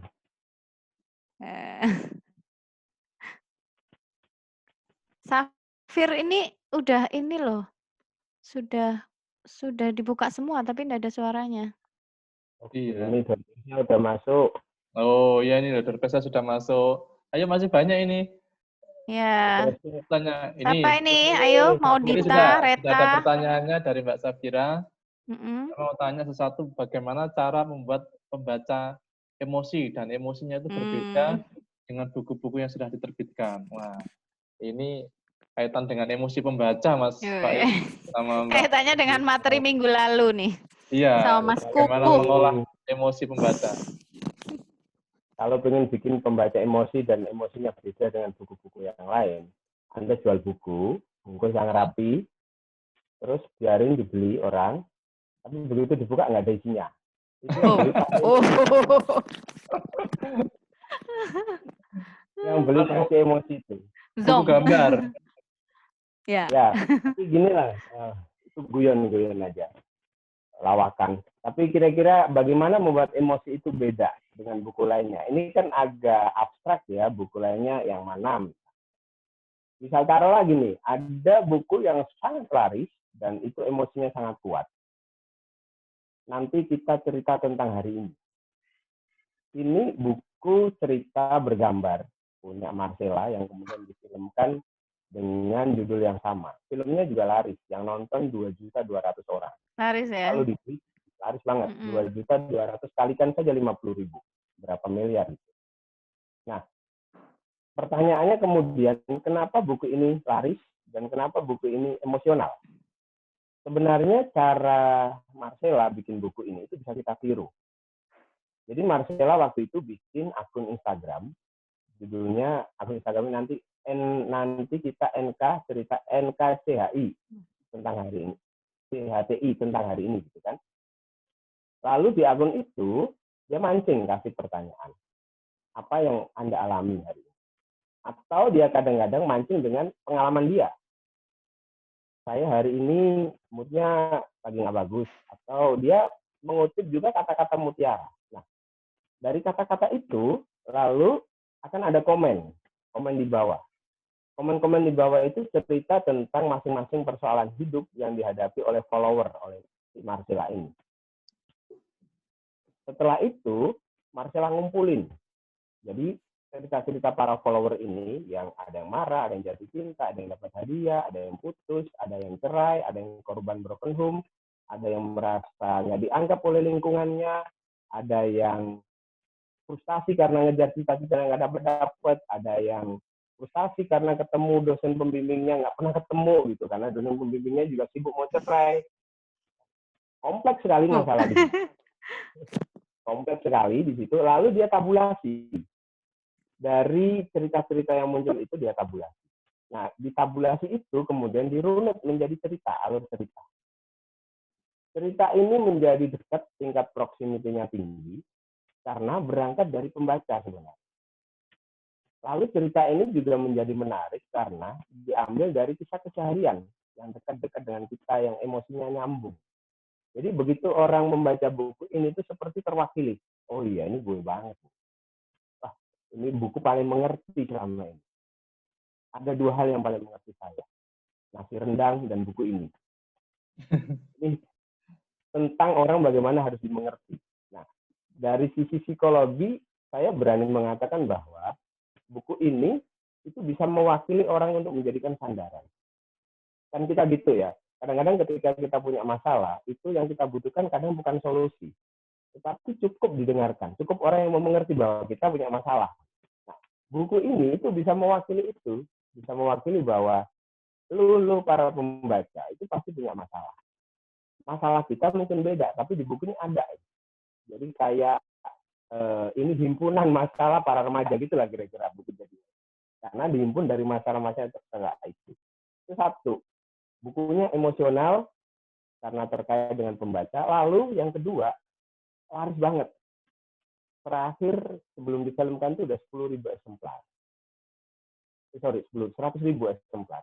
Lalu difilmkan menjadi 2 juta. Difilmkan pun gini, masih dicek lagi, ditabulasi lagi reaksi dari penjualan buku itu, lalu disisir, ditabulasi pakai AI, Artificial Intelligence.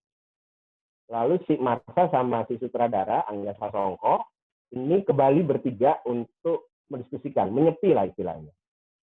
Kemudian dari situ, ini masalahnya banyak sekali. Kalau dijadikan film, emosinya akan ambiar karena tidak solid. Maka diputuskan ini masalah komunikasi keluarga. Masalah yang dimunculkan di situ adalah komunikasi antara anak dengan orang tua, komunikasi antara saudara, jadi ada 3 bersaudara, Angkasa, Awan, dan satu lagi Aurora. Lalu komunikasi antara pasangan, pacarnya masing-masing. 3 pola komunikasi ini kemudian difilmkan. Judulnya nanti kita cerita tentang hari ini. Filmnya pecah sekali, laris. Bahkan banyak orang yang nonton film itu nangis. Kemudian memposisikan diri. Saya kayaknya timnya Awan deh. Saya timnya Angkasa. Saya kayaknya jadi bapak deh. Lalu ada tagline yang juga menarik di situ. Semua orang punya rahasia. Atau tagline satu lagi, satu-satu saja. Artinya gini, bahwa kita punya masalah banyak, tapi cara nyelesain ya satu-satu aja, tidak harus cuma harus. Nah, itu maksud saya, untuk memberi contoh bagaimana menulis dengan emosi yang berbeda selain jual buku kosong tadi ya. Berangkat dari keseharian kita sisir, tapi memang harus telaten dan harus kita punya empati, punya sensitivitas. Nah, empati dan sensitivitas itu bisa dilatih dengan banyak metode. Begitu Mas Ansari. Untuk Mbak Safira. Mbak Safira, betul. Mbak Safira sudah nulis apa? Puisi, novel, cerpen? Di mic-nya mungkin tadi. Oh ini sebentar. Mic-nya. Ya. Di chat ya. Di chat nggak apa-apa, Mbak. Ya. Oh, udah ada. Tadi, itu Mas Ansari.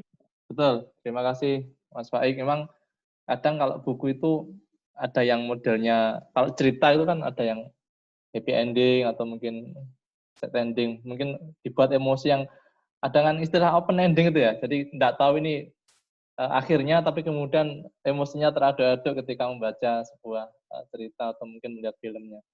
Mudah-mudahan bisa membantu Mbak Safira. Bisa ini, Mas Ansari. Open ending itu juga baru open sudah ending itu juga bisa. Itu gitu. Emosi. Iya makanya sudah baru open langsung di ending, emosi lagi. Itu. Betul. Terima kasih. Ini saya akan panggil ini Mbak Naswa Raudatus Sofa. Tidak apa, ini ada di room chat, tapi tetap kita beri kesempatan untuk menyampaikan. Ini bagian cara untuk kita berlatih, tidak apa, untuk menyampaikan pertanyaan, ide. Mana Mbak? Siapa tadi? Mbak Naswa ya tadi. Mbak Naswa, mana Mbak Naswa? Mbak Naswa. Nah ini ada Mbak Naswa, silakan sampaikan pertanyaannya. Gimana cara memotivasi diri supaya rajin menulis sebuah cerita? Oh ya, cara memotivasi diri untuk rajin atau mulai berani menulis sebuah cerita. Mbak Naswa dari SMA mana? Dari SMP IT Al-Ghazali Jember. Masya Allah dari Jember. Ya, terima kasih SMP. Masya Allah. Nanti ditulis nomor HP-nya ya di kolom chat ya, termasuk tadi Mbak Safira ya. Insya Allah dikirim doorpass-nya, pulsa. Itu tadi pertanyaan Mas Baik, Mbak Evi. Saya kan? Oke. Motivasi diri, rajin menulis. Mbak Evi mau cerita dulu tentang motivasi nggak? Nanti saya motivasi menulis. Oke, ya udah. Ini kaitannya sama motivasi ya? Ya, motivasi. Mbak ya. Evi cerita dulu, nanti Mbak Evi dulu. Motivasi. Itu ya, Mas Baik ya. Nanti masuk ke memotivasi menulis gitu ya. Ya, motivasi dulu. Mbak siapa tadi namanya? Mbak Nazwa. Ya, Mbak Nazwa. Pagi hari ada keinginan menulis kah? Halo, Mbak Nazwa. Mbak Nazwa. Di-unmute. Halo, Mbak Nazwa. Halo, Mbak Nazwa. Halo. Ya, Mbak Nazwa, ini panggilnya kakak aja ya, biar seumuran gitu. Mbak Nazwa, kalau pagi hari bangun tidur, adakah motivasi untuk, ada keinginan untuk menulis? Ada. Ada. Kemudian ditulis apa enggak? Ditulis. Ditulis di mana? Ditulis di catatan handphone. Di catatan handphone, ya. Setiap pagi? Enggak juga. Enggak juga. Kadang-kadang keinginan itu datangnya enggak mesti ya? Iya. Jadi gini, kalau misalnya ada keinginan untuk menulis, langsung tuangkan gitu aja. Saya kira semuanya sepakat kalau misalnya kita itu ada ide tiba-tiba, aduh ini rasanya hari ini saya ini bahagia, ya ungkapkan. Ya, langsung, jangan ditunda. Katanya kalau menunda kebaikan enggak baik ya. Ya, jadi kalau hal baik itu enggak boleh ditunda-tunda.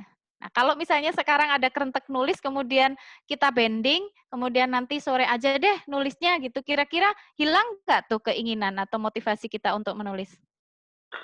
Hilang. Hilang nggak? Hilang. Hilang, lupa ya? Iya. Iya, nggak cuma hilang, bahkan lupa. Kita, oh tadi kayaknya saya mau nulis ini, tapi sudah beda ya, rasanya itu udah beda gitu. Jadi kalau pagi hari bangun tidur tiba-tiba pengen nulis, kemudian kita wis pending aja nanti saya mau olahraga dulu gitu. Dan setelah olahraga belum tentu kita dapatkan clue-nya atau kita dapatkan sesuatunya itu loh. Chemistry-nya nggak dapat gitu. Tapi kalau rasanya kok pagi ini dingin banget ya. Saya pengen nulis, nulis aja. Ya, jangan ditunda-tunda. Dikumpulkan. Nanti kalau sudah bisa dikumpulkan bisa jadi tulisan satu buku loh. Ya. Itu. Motivasi itu kalau kita ingin menulis jangan ditunda, itu aja dulu, ya. Untuk selanjutnya mungkin Mas Faik bisa lanjut nih. Monggo Mas Faik. Terima kasih. Motivasi menulis, bagaimana agar terus termotivasi. Motivasi ini memang variatif ya, ada motif ekonomi, ada motif aktualisasi diri, motif mungkin di umur-umur remaja, motif yang ada dianggap ada. Kalau saya dulu sama Mas Jenul, motivasi utamanya ekonomi, karena kalau nggak nulis kita nggak bisa makan. Itu. Tapi gini, di masa remaja itu adalah motif yang utama kita pengen dianggap ada, karena krisis yang kita alami adalah krisis identitas.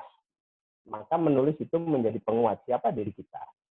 Nah, Mbak Najwa harus mulai mengidentifikasi itu, mengenali kira-kira saya menulis itu mau apa. Karena menulis itu ibarat kita mengarungi samudra. Kalau tidak jelas tujuan kita mau ke pulau mana, maka di samudra itu kita tidak akan pernah sampai. Kita akan muter-muter aja di lautan tanpa tahu harus kemana. Kalau tujuannya jelas Tanjung Priok, ya sudah ke Priok kita. Kan? Tanjung Perak lebih dekat, ya udah dari Jember ke Tanjung Perak, jelas tujuan. Daripada orang yang nggak punya tujuan. Nah, maka motif itu dipelajari sangat intern soalnya ya. Saya tidak bisa misalnya mengatakan Anda harus menulis ini biar dapat duit. Siapa tahu Mbak Najwa nggak butuh duit sebenarnya. Ya, betul. Nah, kalau dorongan itu kemudian sudah teridentifikasi, nah Mbak Najwa tinggal cari tema yang sesuai dengan garis motif itu. Taruhlah motifnya adalah ingin diakui oleh komunitas sesama remaja. Maka cek tema-tema yang menarik di komunitas itu apa temanya. Temanya apakah tentang game, tentang cara dandan misalnya, tentang warna, pilihan warna, tentang cara berkomunikasi, atau tips-tips gombal gitu, tadi sudah dijelaskan oleh Mas Ansari. Gombal ini itu bagaimana? Sekarang kan remaja lebih kreatif cara gombal. Pak Guru nanti pulang lewat mana? Ya, saya lewat jalan sana. Oh, tolong nanti jangan ini ya, tolong nanti lewatnya jalan selatan ya. Kenapa begitu? Karena saya tidak bisa mengutarakan perasaan. Itu gombalan anak-anak. Nah, cara komunikasi atau hal-hal receh seperti itu, kalau kita kumpulkan dari sekeliling kita, itu menjadi tema yang menarik dan kemudian membuat kita termotivasi. Kadang-kadang begini, motivasi itu bisa berlipat ketika kita menulis satu hal, lalu mendapat respon yang baik. Lalu lebih termotivasi lagi. Ini kalau dalam fisika kita itu punya energi potensial. Energi potensial itu kira-kira rumusannya adalah barang yang diam itu cenderung diam. Sementara barang yang bergerak akan cenderung untuk terus bergerak. Kita juga begitu. Begitu kita sudah mulai menulis, itu akan cenderung untuk menulis terus. Begitu berhenti itu, ya sudah, berhenti terus. Maka kita harus memaksa diri untuk mulai. Begitu dapat penghargaan itu artinya pujian dari teman maupun kritikan, itu anggap berpenghargaan, maka kita akan terus menulis, menemukan keasikan. Begitu untuk motivasi, Mas Ansari. Baik. Terima kasih Mas Faik, Mbak Evi. Ya. Terkait Ini dengan anak motivasi. remaja biasanya lebih ke self aktualisasi ya. Betul, bagaimana motivasi. Baik, ini masih ada juga pertanyaan. Ini yang menulis banyak ini ya Mas ya di chat. Banyak ya ternyata. Iya. Ini enggak tahu siapa namanya ini. Ada tulisan karena apa namanya belum tertulis. Bisa dipanggil, barangkali mau dipanggil. Yang namanya ini ya? 178 MB. 178 MB. Siapa ya? Saya mau tanya bagaimana jika kita sudah punya ide untuk membuat cerita, tapi kita bingung untuk mengembangkannya. Apa yang harus kita lakukan pertama kali? Ayo siapa ini yang tanya ya? Mungkin bisa dijelaskan maksudnya apa?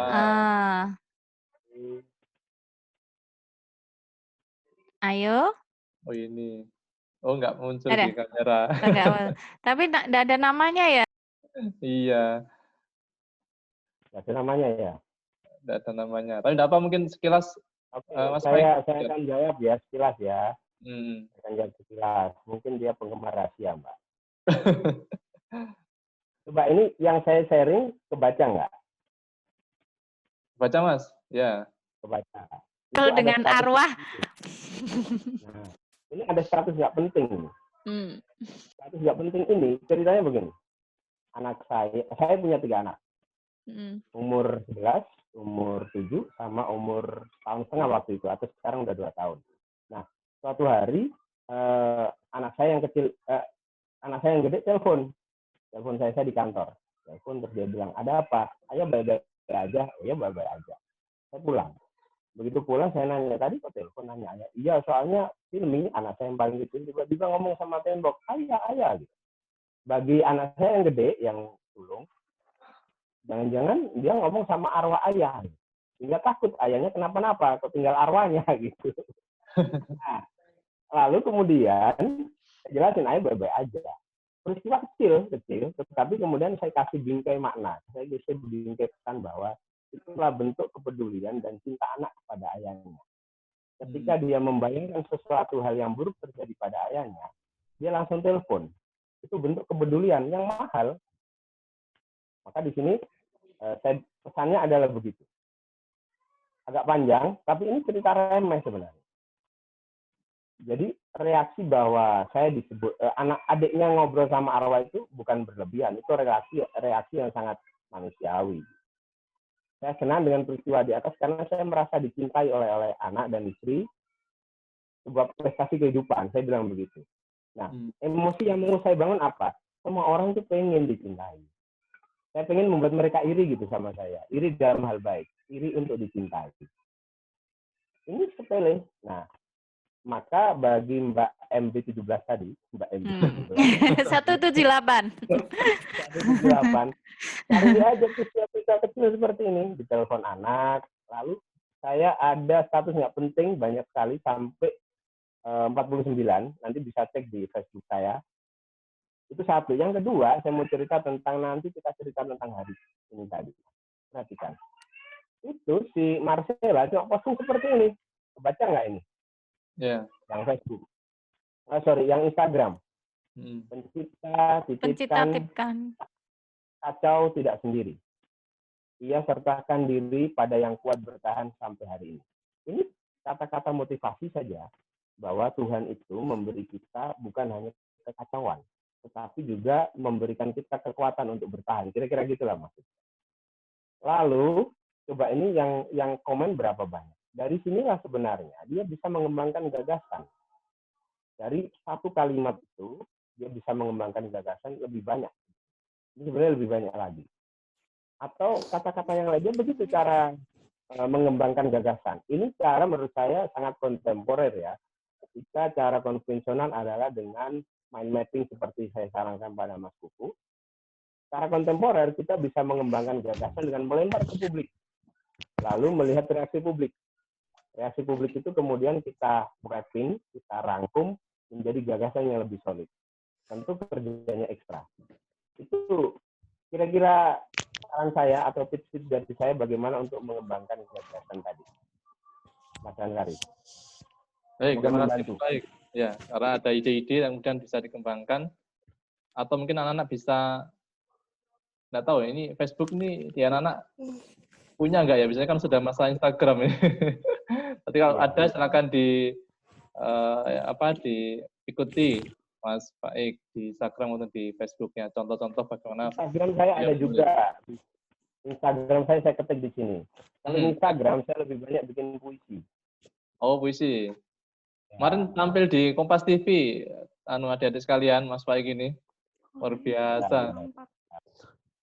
Nah, ini ada dituliskan ini untuk Instagramnya Mas Faik ya. Nanti bisa di-follow.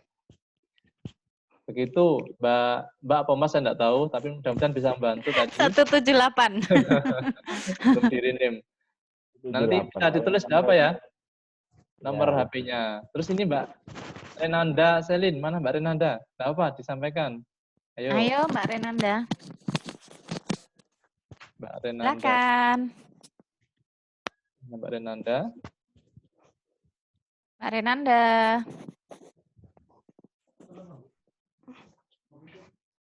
Ada Mbak Natswa juga, tapi ini Natswanya Natswa Hanum. Natswa Hanum. Nah, ini sudah kelihatan. Atau mungkin Mbak Natswa Hanum dulu mau menyampaikan. Siapa? Ya, silakan. Silakan Mbak Natswa Hanum. Ya, saya mau tanya, bagaimana caranya agar pembaca tidak bosan dan tertarik dengan tulisan kita? Oh, tuh ya. Nanti ditulis ya nomor HP-nya. Nomor HP-nya. Ditulis. Mas Baik. Anda tadi ya. Ini. Bagaimana pembaca tidak bosan? Bagaimana pembaca tidak bosan? Ada satu survei yang dilakukan oleh kampus Harvard apa Cambridge gitu ya.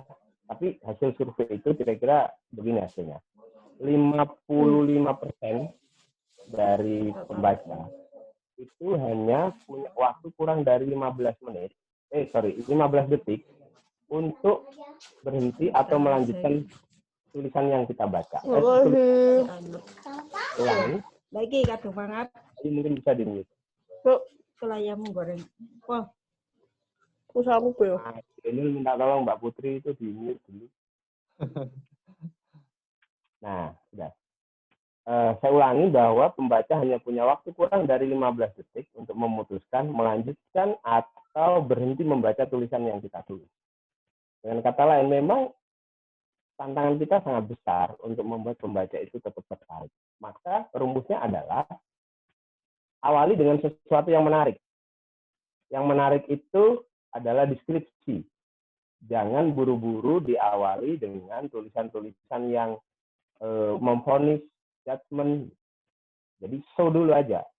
Diawali dengan adegan-adegan kecil gitu. Kalau kita belajar menulis belajar menulis cerita, dongeng.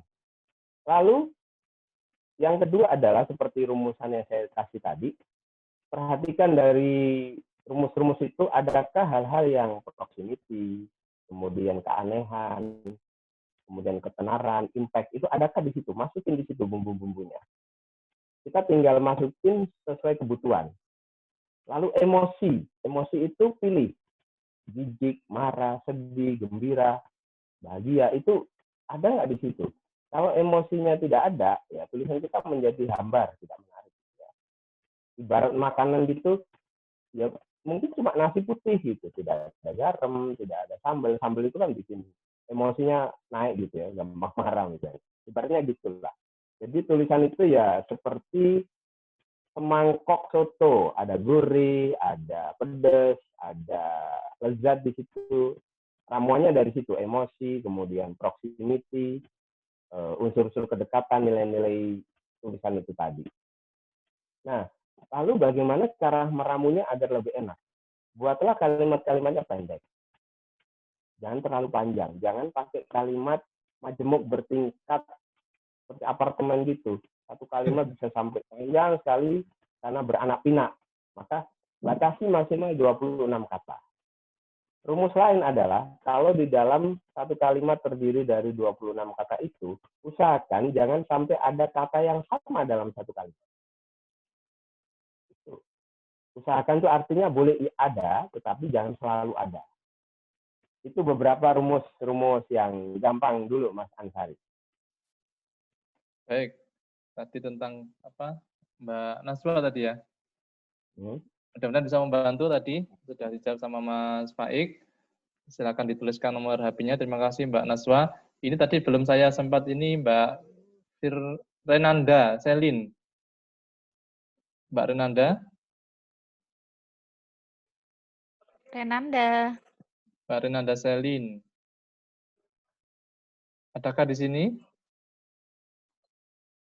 Mbak Renanda. Ke bawah dulu mungkin itu, ada lagi tuh. Dibaca. Oh iya. Kiaskai. Mbak Ida Firawati, ya yang tadi angkat tangan tadi. Oh. Jawab Pak, disampaikan Mbak Ida Firawati. Ya. Dari mana Mbak? SMA atau? Halo Mbak Indah. Mbak Indah. Dari MTS Gupi Cerdas Kidul. Di mana? Daerah mana? MTS Gupi Cerdas Kidul. Oh, Malang, terus gitu. Malang. Ya, silakan sampaikan. Bagaimana cara menulis bagi pemula maupun yang sudah sering menulis untuk menerbitkan bukunya? Oh, ya diterbitkan di buku. Terima kasih Mbak Ida. Ditulis ya nomor HP-nya ya. Mungkin Mbak Evi atau Mas Baik? Nanti Mbak Evi boleh nambah, saya jawab sedikit aja ya. Mungkin nggak sampai 2 menit. Dulu orang itu kalau mau menerbitkan buku susah, harus ke penerbit-penerbit besar dan seleksinya susah. Sekarang bisa lewat penerbit independen banyak sekali. Misalnya basabasi.com atau bahkan kita bisa menerbitkan sendiri dengan secara custom. Misalnya kita mau terbitin 500 eksemplar. Itu banyak sekali perusahaan-perusahaan penerbitannya siap. Jadi mereka cuma mencetak, kita desain sendiri, bisa. Atau kita serahkan ke jasa desain. Kalau desainnya udah cukup, layoutnya udah bagus, bisa juga langsung dicetak. Biayanya tergantung halaman. Biasanya ada harganya. Misalnya 1 sampai 100 halaman itu 25.000. Nanti 1 sampai 200 halaman itu 30.000 per eksemplar. Juga itu tergantung dari jumlah. Makin besar jumlahnya, makin murah harga per eksemplarnya. Kertasnya bisa kita pilih. Mau kertas yang 30 gram, mau kertas yang 25 gram, atau apa. Mau warna hitam putih bisa pilih. Nanti saya kasih beberapa link yang pernah saya cari. Itu. Yang penting nulis saja dulu banyak-banyak. Betul. Jadi saya bantu kalau mau nerbitin, saya bantu cari. Nah. Jadi silakan kalau mau Iya. nambah. Mas Faik ini mau bantu mencarikan link ya untuk menerbitkan. Saya kira itu solusi yang paling cepat gitu. Kalau di guru-guru gini Mas Faik, Mbak siapa tadi? Mbak Indah. Mbak Indah. Bapak Ibu guru itu pasti juga harus rajin nulis ya, karena kita mau tidak mau dituntut untuk mendapatkan angka kredit gitu dari menulis gitu. Jadi kayak dipaksa harus. Nah, Bapak Ibu guru itu biasanya mencari penerbit yang ber-ISBN, karena kalau nggak ber-ISBN nggak diakui angka kreditnya itu. Jadi percuma aja kalau nggak ada ISBN-nya ya, gitu. Nah, kita bisa cari-cari di Google ya, Mas Faik mungkin banyak sekali ya sekarang ya yang ditawarkan gitu. Misalnya dengan berapa buku yang kita cetak, kemudian biayanya berapa lembar halamannya, itu seperti itu. Dan banyak penerbit juga sih yang nggak sekeren Gramedia, Kompas gitu ya, itu masih banyak juga, dan itu masih bisa terjangkau oleh siswa. Nah, di SMK kami juga kita carikan, nah yang ibu guru bahasa Indonesianya ini memang suka menulis, sehingga kita carikan ini kelas ini budgetnya berapa, mau diterbitkan apa gitu. Dari tugas-tugas yang diberikan oleh guru tentang puisi ataupun cerpen itu dikumpulkan, diterbitkanlah menjadi sebuah buku gitu. Biayanya cukup terjangkau. Nah, sekali misalnya pengen ini minimal kalau ber-ISBN berapa Mas Faik? Berapa buku yang dicetak? 4 atau 5 ya? Ya, kalau print on demand-nya biasanya 10, ada yang tergantung beda-beda beda perusahaan, beda kebijakan. Tapi ada yang 5 bisa. Ini salah satu contoh yang cetak buku ini cetak ya, bukan penerbit. 90.000 per halaman. Tinggal milih nih, kali yang saya share. Ini contohnya ya. Dan bagus-bagus hasilnya. Misalnya bisa 12 sampai 27.000 tergantung ukuran untuk penjilitan. Banyak sekali sih, ini hanya beberapa contoh saja. Begitu Mbak Evi, Mas Ansari. Yang online juga bisa ya, Mas Faik ya? Nah. Yang tidak diterbitkan dengan cetak buku, tapi bisa minta diterbitkan secara online gitu, Mas Faik mungkin ada linknya ya? Ada, namanya Moco. Moco itu sebuah organisasi yang juga sekarang jadi perusahaan. Dia menampung penulis-penulis pemula. Penulis pemula itu bukan hanya penulis yang serius, novel atau cerpen atau taruhlah buku-buku pelajaran gitu. Bahkan dia fun fiction. Ini genre baru dalam dunia kepenulisan. Fun fiction itu adalah fun sebuah series, entah itu film atau sinetron, lalu dia bikin versinya sendiri. Nah, itu biasa diterbitin di Mojo ini. Jadi sekarang salurannya banyak sekali. Saya nanti bantu carikan. Itu Mas Ansari. Oke, siap. Terima kasih atas jawabannya. Intinya banyak link, relasi terkait dengan bagaimana kita nanti bisa menerbitkan. Sebenarnya banyak sekali pertanyaan, tapi karena memang waktunya terbatas, begitu Mas Zainul ya. Karena waktunya terbatas sekali, mungkin lain kesempatan barangkali ada waktu lagi untuk kita sharing-sharing, terutama karena terkait dengan penulisan ini luar biasa, menumbuhkan kreativitas dan mungkin harus sering-sering berlatih. Tapi apapun itu, kita hari ini sudah belajar banyak dari ahlinya, dan mudah-mudahan ilmu yang kita dapat barokah ya, dan nanti perlahan kita bisa mempraktekkan ya, berani menulis meskipun sederhana, tapi insya Allah dengan kita berlatih akan mengasah keterampilan kita dalam menulis. Apakah cukup Mas Zainul atau mungkin seperti apa? Saya izin dulu ke hostnya dulu ini. Karena sudah memasuki waktu asar, mungkin bisa diakhiri. Insya Allah lain waktu nanti kita akan adakan pagi. Baik. Saya sampaikan terima kasih. Depan boleh ya, kalau misalnya memang ada hubungannya dengan adik-adik di SMA, SMK ataupun MTS, bisa kita share ya, Mas Zainul. Bisa. Terima kasih ya. Ya, terima kasih semuanya. Tapi mohon maaf beberapa terima kasih Ustaz. Sama-sama Mas Junaidi. Beberapa pertanyaan mungkin belum saya tanggapi, tapi mudah-mudahan bisa terjawab dari beberapa pertanyaan yang tadi disampaikan. Saya kira itu saya sebagai moderator menyampaikan terima kasih banyak, dan ada kurang lebihnya mohon maaf. Saya kembalikan ke Mas Zainul Anwar. Terima kasih. Assalamualaikum warahmatullahi wabarakatuh. Waalaikumsalam warahmatullahi wabarakatuh. Waalaikumsalam warahmatullahi Sebelum wabarakatuh. kita akhiri, ada semacam closing statement barangkali dari Bu Evi sama Mas Faik. Mas Faik, monggo. Silakan Bu Evi. Saya dulu. Ya. Teman-teman sekalian, saya hanya pesan satu hal aja, bahwa menulis itu seperti belajar naik sepeda. Semakin sering kita naikin sepeda itu kita akan semakin mahir. Awal-awal mungkin susah jaga keseimbangan, takut jatuh, tapi begitu kalau kita sudah rajin, suatu saat kita bisa naik sepeda hanya dengan pakai jari telunjuk, atau bahkan lepas pegangan. Begitu juga dengan menulis. Semakin kita rajin berlatih, pada satu titik, begitu ada gagasan tuh enteng aja ditulisnya menjadi status, menjadi buku, menjadi puisi, dan sebagainya. Jadi jangan berhenti berlatih menulis. Terima kasih Mas Jenny. Monggo Bu Evi. Ya, terima kasih. Kalau dari saya, biarlah kesedihan itu ada, biarlah kebahagiaan itu hadir sewaktu-waktu, gembira, sedih, menangis, bahagia, nikmati semuanya, dan don't worry, be happy ya. Nggak usah takut untuk berusaha menjadi bahagia dengan apa adanya gitu. Selalu bersyukur, dan bersyukur. Itu aja Mas Zainul dan semuanya, adik-adik.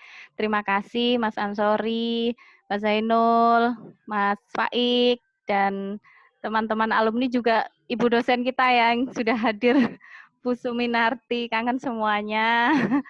Juga ini adik-adik semua yang dari SMK, SMA, ataupun MTS. Nih, saya kira itu. Terima kasih Bu Evi, sangat luar biasa sekali materinya, happiness dan creative thinking. Di akhir mungkin saya hanya bisa menyampaikan, kalau saya rangkum dengan sangat padat itu seperti hidup kaya raya, mati masuk surga, gitu ya. Kenapa? Orang menulis insya Allah ilmunya akan selalu bermanfaat karena abadi selamanya, dari dia bisa mengantar kita ke surga. Dan tak lupa juga, insya Allah secara ekonomi juga akan terus berjalan. Jadi hidup kaya raya, mati masuk surga. Insya Allah selalu begitu. Ya. Demikian semua ujian.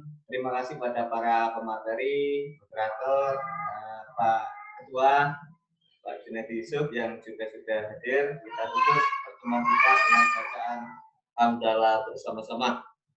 Alhamdulillahirrahmanirrahim. Assalamualaikum warahmatullahi wabarakatuh. Waalaikumsalam warahmatullahi wabarakatuh.